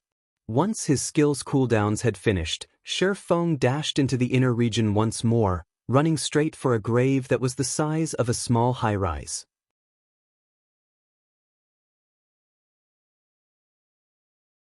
Chapter 2308 Abyssal Blade's Might. Shi Feng's target was near the center of the forest. Simply approaching it would be incredibly difficult due to the groups of forgotten spirits that moved closer together near the forest's core. If Shi Feng relied on his own strength to reach the grave, he wouldn't get close to it, much less activate it. Several hundred forgotten spirits flew toward him, and Shi Feng felt his scalp go numb. Fortunately, he was barely able to keep the forgotten spirits out of attack range with the 21 abyssal blades fighting for him. 9 Dragons had a time limit, however, so he couldn't stop the undead like this forever. Although Shi Feng was confident that he could escape these monsters with his life, if he couldn't keep the forgotten spirits at bay, that would be it. He wouldn't be able to do anything more. If he wished to secure the second-grade legacy, it was crucial that he utilized 9 Dragon's duration efficiently. It took me 42 seconds to reach this grave, which is about as long as I estimated. Glancing at 9 Dragon's remaining duration, Shi Feng breathed a sigh of relief. I should be able to activate the grave within the remaining time. There were 2 reasons that Shi Feng had passed up the highest-grade grave. Naturally, the first was the Tier 4 heroic spirit that guarded it. His second reason was the lack of time. Reaching and activating the second-grade graves within 9 Dragons' 60-second duration was his limit. Before Shi Feng could catch his breath, the silver-armored, greatsword-wielding heroic spirit that guarded the gravestone abruptly opened his eyes. A faint, red barrier then enveloped the gravesite, decreasing Shi Feng's basic attributes and physique by 20%. Urdia, Flame Knight. Heroic Spirit, Tier 3 Berserker King. Level 101 HP 78, 000/78, 000 A domain. Shifeng's expression darkened as he stared at Urdia. Shifeng had assumed that Urdia had the strength to instant-kill Tier 3 players, but he had never thought that the heroic spirit would be this powerful. Urdia might not have a lot more HP than the heroic spirit he had fought earlier, but he was definitely much stronger. Purely regarding basic attributes, he had to be 30% stronger than the forgotten heroic spirit. In combination with its domain, which only Tier 4 NPCs and above could grasp, Urdia could squash Tier 3 players like ants. I commend your bravery, adventurer. Over the several millennia I have stood guard, you're the first to dare approach in search of the Blade Saint's legacy. I hope you can offer some entertainment, Urdia leisurely commented. Unlike the forgotten heroic spirit, which had attacked immediately, he joked around like a player as he slowly approached Shifeng. Seeing this, a chill crawled down Shifeng's spine. They might be dead heroes, but heroic spirits weren't considered NPCs in God's domain. Because of this, their intellect shouldn't be as high as NPCs. However, that was obviously not the case for Urdia. This was also the first time Shifeng had encountered such an intelligent heroic spirit. Seeing that Urdia was already 50 yards away, Shifeng activated the Ring of Gospel's miniature world and Ring of Brilliance as a precaution. Unfortunately, Shifeng could tell that wouldn't be enough after the two skills had taken effect. He then activated Blade Liberation to bolster his basic attributes further, and at the same time, he activated the Twilight Blades Twilight of the Gods and Twilight's Shadow, splitting into 8 clones. With Twilight of the Gods and Blade Liberation active, Shifeng's physical doppelgangers inherited the skill's effects. Now, every one of his doppelgangers had the strength to rival Grand Lords of the same level. If 8 level 100 Grand Lords worked together, they could even take on a level 100 mythic monster. However, before Shifeng could control his doppelgangers, Urdia vanished, reappearing before Shifeng's clones. The heroic spirit brandished his flaming greatsword, sending 8 crimson sword lights at all 8 doppelgangers. Shifeng's doppelgangers reacted quickly, intercepting the attacks with their swords. However, the moment the crimson sword lights met the doppelgangers' blades, the impact threw them over a dozen yards before they slammed into the ground, their swords humming. Each doppelganger instantly lost over 20,000 HP. A bronze combat technique? Shifeng's expression turned grim when he saw the outcome. Extreme Slash. Although Urdia had only executed 8 extreme slashes, one fewer than Miracle Dragon's 9 extreme slashes, Urdia's mastery with the technique was far greater than Miracle Dragon's. He had mastered the advanced combat technique until he had upgraded it into a bronze combat technique. This was a Tier 3 heroic spirit that could use bronze combat techniques. No one would have believed Shifeng if he had told them about Urdia's abilities in his previous life. Some might even mock him for his stupidity. Heroic spirits might have once been heroes, but they weren't anymore. They particularly lacked intellect and weren't even a match for ordinary NPCs regarding this aspect. Seeing a heroic spirit execute an advanced combat technique was already quite impressive. Most Tier 3 NPCs couldn't even master a bronze combat technique, much less a Tier 3 heroic spirit. And yet, the impossible had just happened. After repelling the 8 doppelgangers, Urdia shifted his gaze to Shifeng's main body. He executed Flame Charge, transforming into a fiery meteor as he flew toward the swordsman. Based on how this flame charge appeared, Urdia's skill completion rate should be 99% or 100%. Shifeng didn't dare take Urdia's charge head-on.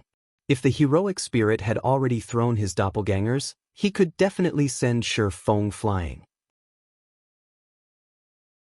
Shifeng activated Phantom Kill, summoning another doppelganger and having it activate Blade Liberation and Defensive Blade to intercept the approaching Berserker King. If he died during his Tier 3 promotion quest, he'd have to wait a long time before he could challenge it again. It was a risk he wasn't willing to take. However, the moment Shifeng's doppelganger activated Defensive Blade, Urdia cancelled his flame charge and thrust his flaming greatsword into the ground.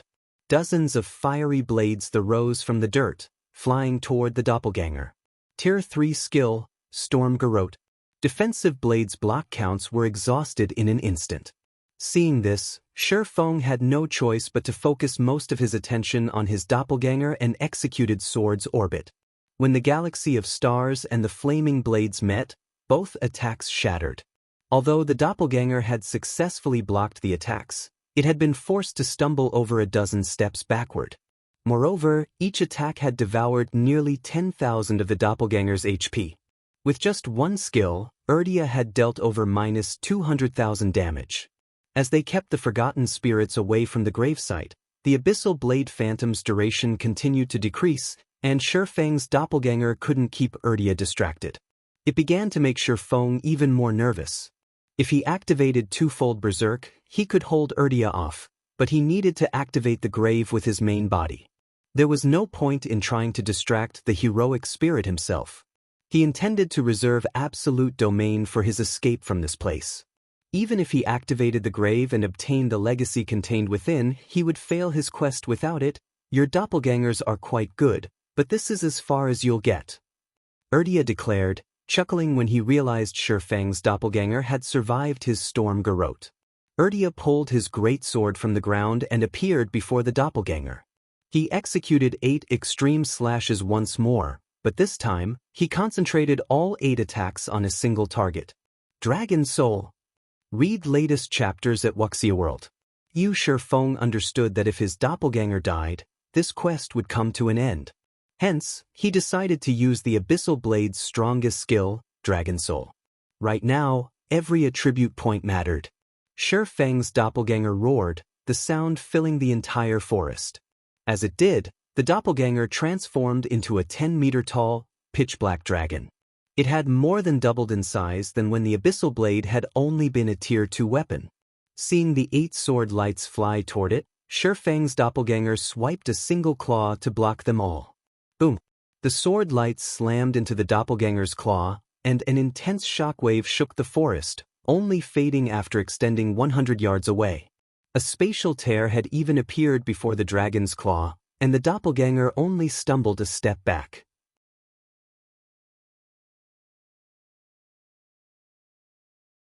Chapter 2309, Blade Saint Legacy secured so strong.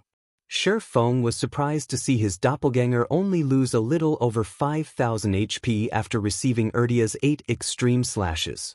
Although his doppelganger had already been quite powerful with Dragon Soul active, nearly invincible among beings of the same tier, it had grown even stronger, especially its strength and defense. In these 2 attributes, his doppelganger could practically rival Tier 4 mythic monsters. Moreover, the size of the black dragon's body afforded Shi Feng plenty of advantages. Before the black dragon's 10-meter-tall frame, Urdia looked like little more than a small animal. The doppelganger wouldn't have any issue stopping the heroic spirit's attacks. However, Urdia didn't pause after his attack failed. He immediately appeared before the black dragon's head, his flaming greatsword transforming into a colossal pillar of fire. Tier 3 taboo skill, Burning Sword. When the fire pillar completed its transformation, it stretched across 100 yards. The black dragon looked tiny before the flaming weapon, and Urdia swung it down on the doppelganger. Not even Shi Feng could escape the pillar's range, much less the black dragon. Don't think I'm so easy to kill. As the fire pillar descended, Shi Feng had his black dragon use Dragon Breath. Unlike the Dragon Breath skill from his Heavenly Dragon's Breath Ring, the black dragon's ability was the real deal.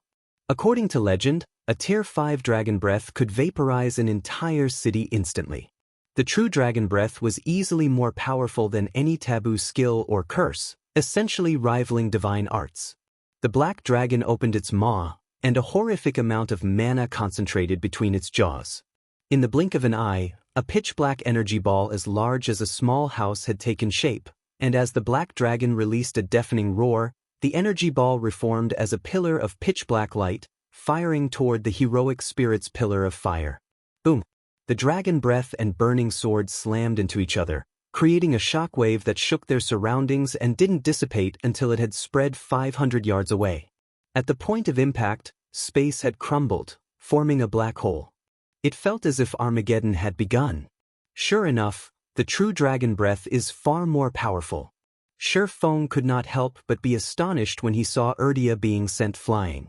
Shi Feng had only hoped that the black dragon would stop Urdia's killing move. He hadn't actually expected the doppelganger to win that exchange, dealing over -30,000 damage to the heroic spirit. Urdia wasn't in danger of dying after losing 30,000 HP, but it was enough damage for the black dragon to hold the heroic spirit's aggro. Now, Urdia's focus had turned away from Shi Feng's main body. Taking advantage of this opportunity, Shi Feng charged at the gravestone. System: do you wish to activate the grave and absorb a portion of the grave owner's legacy? Without any hesitation, Shi Feng activated the grave the moment the prompt window appeared. Like the previous grave, a loading bar appeared when he activated. However, this loading bar required 12 seconds, rather than the 8 seconds the previous grave had required. Shi Feng celebrated the fact that he had decided to keep absolute defense in reserve. Had he used the skill to stop Urdia, rather than rely on Dragon Soul, he would have died halfway through the activation process. Unfortunately, the instant Shi Feng activated the grave, Urdia went berserk. Ignoring the black dragon, the heroic spirit dashed toward Shi Feng. Only a little over 100 yards separated Urdia and Shi Feng, and a titled Tier 3 heroic spirit would only need a few steps to cross that distance. However, the black dragon intercepted Urdia near the halfway mark, using its massive frame to keep the heroic spirit away from Shi Feng. The black dragon then swiped a claw at its foe. The black dragon's claw was the size of a car, and although Urdia sensed the incoming attack, he couldn't dodge it in time, relying on his great sword to block it. As the claw slid along the massive blade, dazzling sparks flew from the weapon. Urdia knocked away the black dragon's claw with his great sword. Now, he fully displayed the strength of a Tier 3 heroic spirit. Even a Tier 2 dragon would find him a difficult opponent. Fortunately, there wasn't a particularly large difference between the two combatants' basic attributes. Although the heroic spirit had knocked away the black dragon's claw, the dragon steadily remained in its original position. It had only taken a little over -2,000 damage from the clash. The black dragon had tens of millions of HP, so this amount of damage was nothing. Realizing this, Urdia stopped relying on brute force to break past the black dragon. Instead, he executed a combat technique, transforming into 7 phantoms that charged at Shi Feng's main body. Advanced combat technique, Flowing Shadow. The 7 phantoms looked and felt exactly the same. Not even Shi Feng could tell the difference. But he wasn't ready to give up just yet. In response, he executed Lightning Slash through his black dragon. As a bronze combat technique, Shi Feng even had trouble executing Lightning Flash with his main body, not to mention with a doppelganger, but the black dragon's physique was far superior to his, so Shi Feng barely managed to pull it off. 14 claw strikes then plowed into the 7 phantoms. Metallic clangs echoed through the cemetery as Urdia blocked all 14 strikes. The black dragon lost over 30,000 HP and stumbled a step back, but it had achieved its goal and stopped Urdia's advance. Only, Shi Feng had paled from the effort of executing Lightning Flash with the black dragon. It consumed so much concentration, Shi Feng could feel a wave of exhaustion wash over him. He had expended significantly more concentration when executing the bronze combat technique through the black dragon than when he used the technique himself. Of course, Urdia hadn't given up. He executed Flowing Shadow again, trying to reach Shi Feng. With no other options, Shi Feng continued to rely on Lightning Flash to stop Urdia. Freedoms. Every time Shi Feng executed Lightning Flash, a considerable portion of his concentration slipped away. By the time he executed the technique for the 6th time, he felt mentally lethargic. However, he still needed 5 more seconds to complete the activation process. By the time Shi Feng executed Lightning Flash a 9th time, his complexion was as white as paper. He felt a stinging pain in his head, and the world seemed to spin around him. Now, he couldn't even control the abyssal blade phantoms to stop the swarming undead. A large number of forgotten spirits flew toward Shi Feng, and Urdia circled the black dragon, appearing before Shi Feng's main body. The heroic spirit swung his flaming greatsword down on the swordsman. 8 extreme slashes. Read latest chapters at Wuxia World. 8 massive sword lights appeared and threatened to devour Shi Feng completely. When the 8 sword lights were only an inch away from him, Shi Feng gritted his teeth and activated Absolute Domain. Golden, divine runes immediately began to appear on his body. As the 8 sword lights crossed that final inch, they came to an abrupt halt against the divine runes, unable to touch Shi Feng. With Absolute Domain's protection, neither Urdia nor the Forgotten Spirits could harm Shi Feng. Needless to say, they couldn't stop Shi Feng from activating the grave either. System, Legacy Completion Rate 85%. Do you wish to accept this legacy?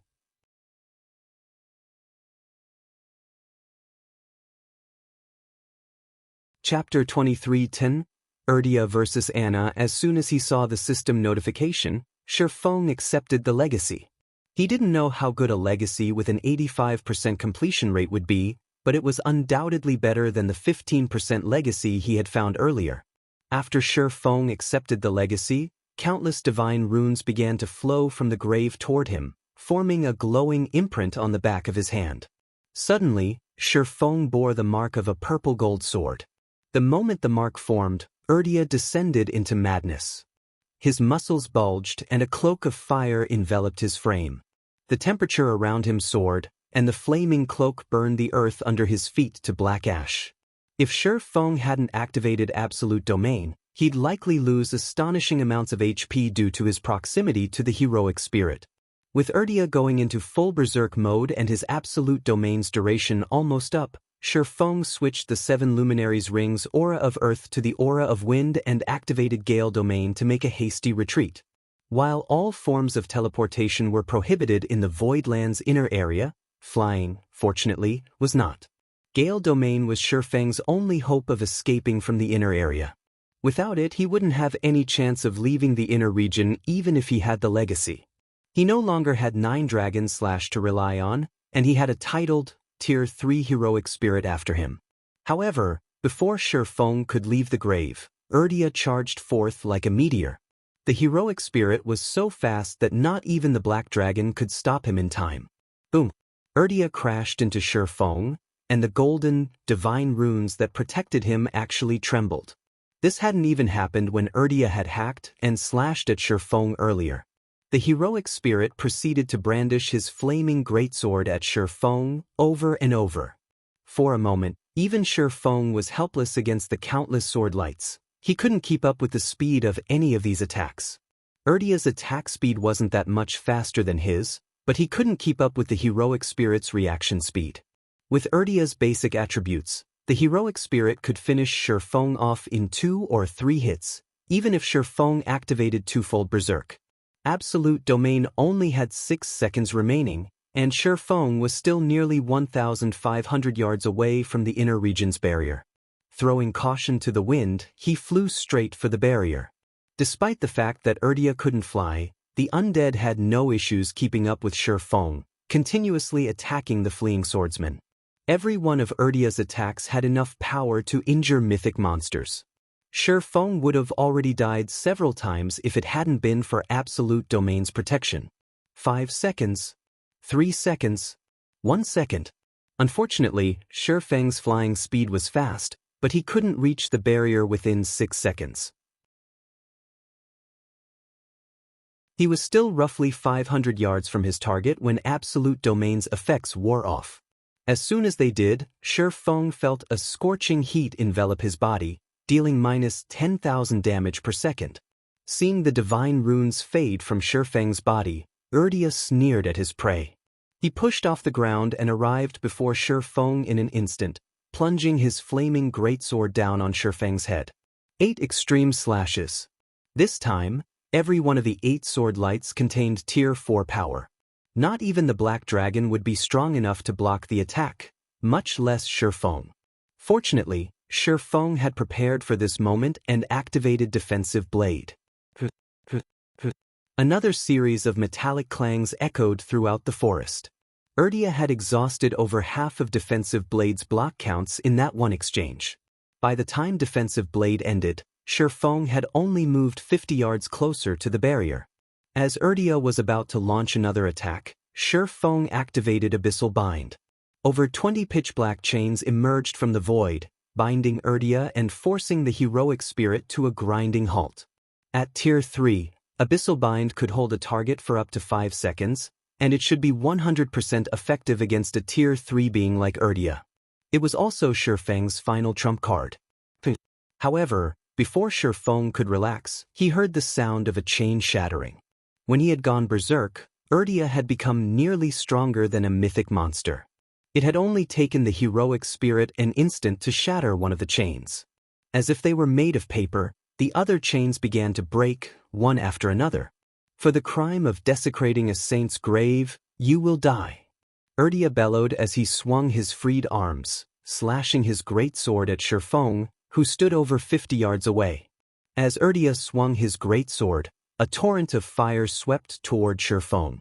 Feng spun, meeting the attack with his swords as the flames were about to hit him. Void Shield.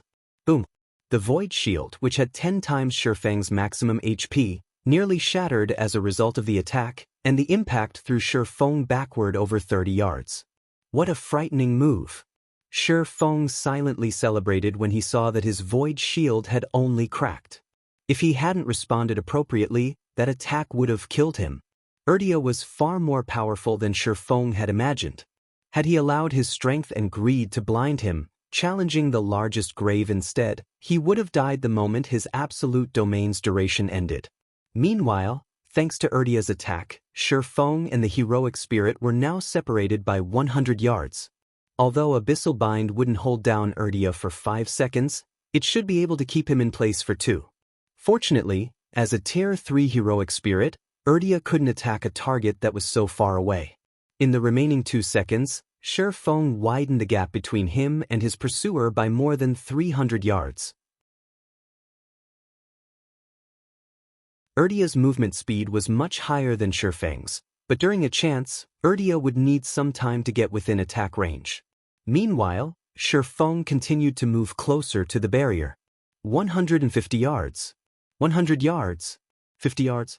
When Urdia was less than 80 yards away from Feng and was about to bombard the fleeing swordsman once more, Feng finally slipped through the magic barrier.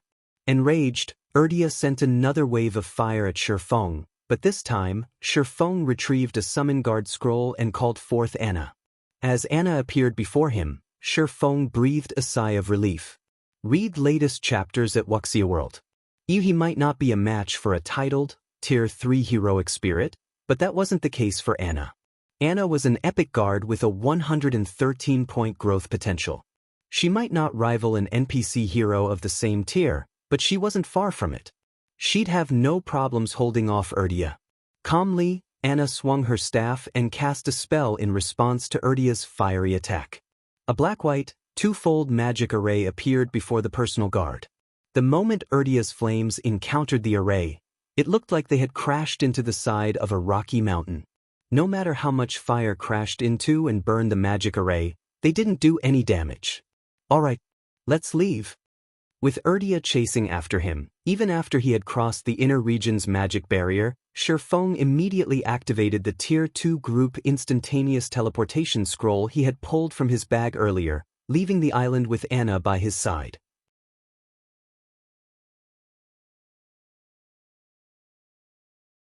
Chapter 2311, Mana Body Star Moon Kingdom, White River City.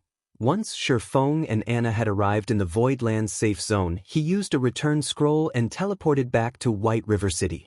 However, he nearly thought he had arrived at the wrong place when he emerged from the teleportation array. Many of the players in the teleportation hall had already reached level 90, and there were quite a few level 91 players among the crowd. Not even Dragonheart Island's experts should have reached this level yet. He had only been busy with his Tier 3 promotion quest for a few days. The effects of the planar passages opening early are so drastic? The open planar passages was the only explanation Feng could think of. The planar passages activation wouldn't just lead to new players on the main continent, it would also bring in an abundance of resources, including leveling resources. During Feng's previous life, The planar passage's activation had triggered a leveling frenzy among the main continent's players, but it had been nothing compared to this. However, after giving the matter some more thought, Shi Feng knew such a situation wasn't impossible. His presence in God's domain had already caused a significant butterfly effect, and players in this life leveled much faster than in the past. With the planar passages activating before mainstream players had even reached level 100, the increased resources would have a greater effect on players. With so many excellent grinding spots available, it was only natural that players would level up faster than before. As Shi Feng was about to leave the teleportation hall, a 100-man team of independent players walked into the building. Noticing the team's arrival, many players in the hall turned their attention to the newcomers, chatting quietly amongst themselves. Quick look, just a silver arrow. They must be heading out to raid another level 95 team dungeon. I wonder when our adventurer team will be ready to do the same. Your adventurer team? Dream on. Even the Black Dragon Empire's players are just starting to raid level 95 team dungeons, not to mention Star Moon Kingdom's players. Moreover, Silver Arrow was one of the first adventurer teams to join the Shadowless Adventurer Alliance, and it's received a lot of help from the Shadow Empire Adventurer Team L. I guess you're right, but joining the Shadowless Adventurer Alliance is so difficult. I've heard that many of the well-known adventurer teams from the neighboring kingdoms have been rejected. That's right. The passing rate is incredibly low, but as long as an adventurer team becomes a member, it'll undergo a metamorphosis. Not only will its overall strength significantly increase, but not even first-rate guilds and superpowers experts would dare to mess with it. The various players discussing the Silver Arrow adventurer team did so in envy. Most of Silver Arrow's members had already reached level 92, which not even Superpower's main force members had reached. The surrounding players were even more jealous when they saw the equipment Silver Arrow's members wore. Every member of the adventurer team had a full set of level 90 fine gold equipment. Although many expert players had climbed to level 90 or above due to the planar passages, very few had acquired level 90 weapons and equipment, much less top-tier items. With a full set of level 90 fine gold equipment, players would qualify to raid level 95 team dungeons. The Otherworld's adventurer alliances have already developed this far?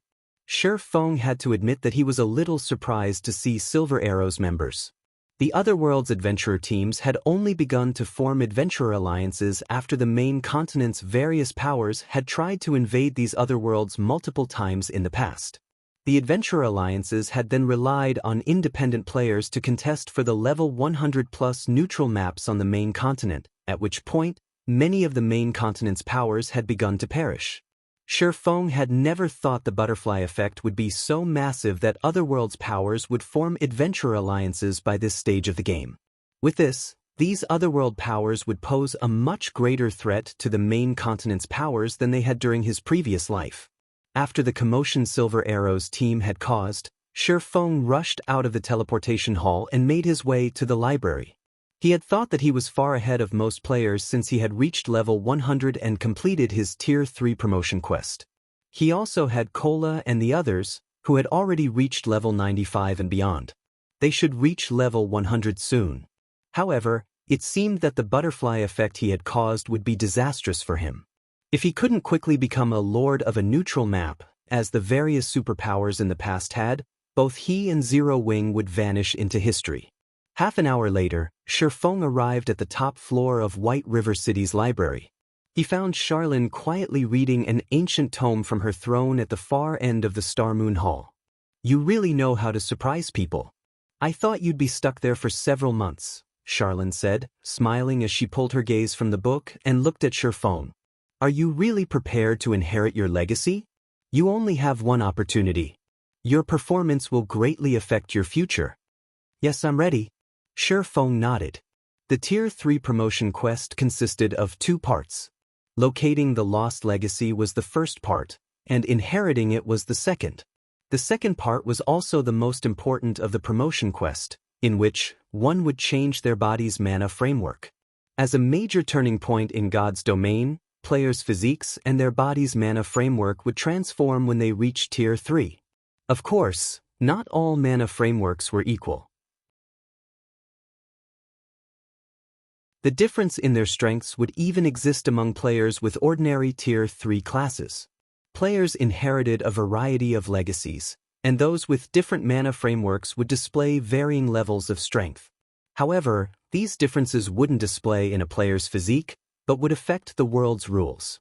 For example, Tier 2 players could only survive for a short time in level 100+ neutral maps due to the area's environments, even if they just stood there and did nothing. In comparison, Tier 3 players could survive for a long time in a level 100+ neutral map due to their body's mana framework. The stronger a player's mana framework was, the greater their survivability would be in poor environments. Their mana framework would also largely impact their stamina and concentration recovery rates. This was why Tier 3 classes had such a huge impact in God's domain. Although Shifeng had already obtained his legacy, he wasn't out of the woods yet. His ability to inherit the legacy was far more important. Shifeng had only completed a Tier 3 Bronze legacy in the past, and although the Bronze legacy had been among the best of its peers, and he had formed a nearly perfect mana body, it hadn't been enough to get him through his Tier 4 promotion quest. Normally, only players with a silver-ranked mana body could survive in the harsh environments that served as the venue for Tier 4 promotion quests. As a result, he had always been a step away from clearing the quest in his previous life. Of course, if he had had a piece of legendary equipment back then, the results would have been different. Even a piece of fragmented legendary equipment would have changed the outcome significantly. Unfortunately, he never managed to find one, so he hadn't been able to cross that threshold. Read latest chapters at Wuxia World. Alright, this is your decision, but you must remember that your time is limited. Don't bite off more than you can chew. Charlene warned. Seeing how determined Shifeng was to see the rest of his promotion quest through, she began to chant the incantation. The sword mark on the back of Shifeng's right hand began to burn, and at the same time, countless divine runes appeared across his body, gradually forming a gigantic, fourfold magic array. 3 windows displaying mana body samples then appeared before him, each more complex than the last. Shifeng was ecstatic the moment he saw the magic array and sample mana bodies. The number of layers the magic array had, which would construct the mana body, represented the rank of the mana body that could be created. A single-layered magic array represented bronze rank, a 2-layered magic array represented silver rank, and so on. The mana body samples represented the complete mana body standard. The first sample represented the basic standard, the second represented the intermediate standard, and the third represented the advanced standard. However, the magic array that enveloped Shifeng now had 4 layers. He had never heard of a 4-fold magic array creating a mana body before. You're tuning in to the Passion Pages YouTube channel. We're so grateful for your support, and don't forget to subscribe to join us on this incredible journey through captivating stories. Your generosity through donations truly makes a world of difference, as it's the primary source of revenue that allows me to expand and enhance this channel for you. Thank you from the bottom of my heart for being a part of this adventure.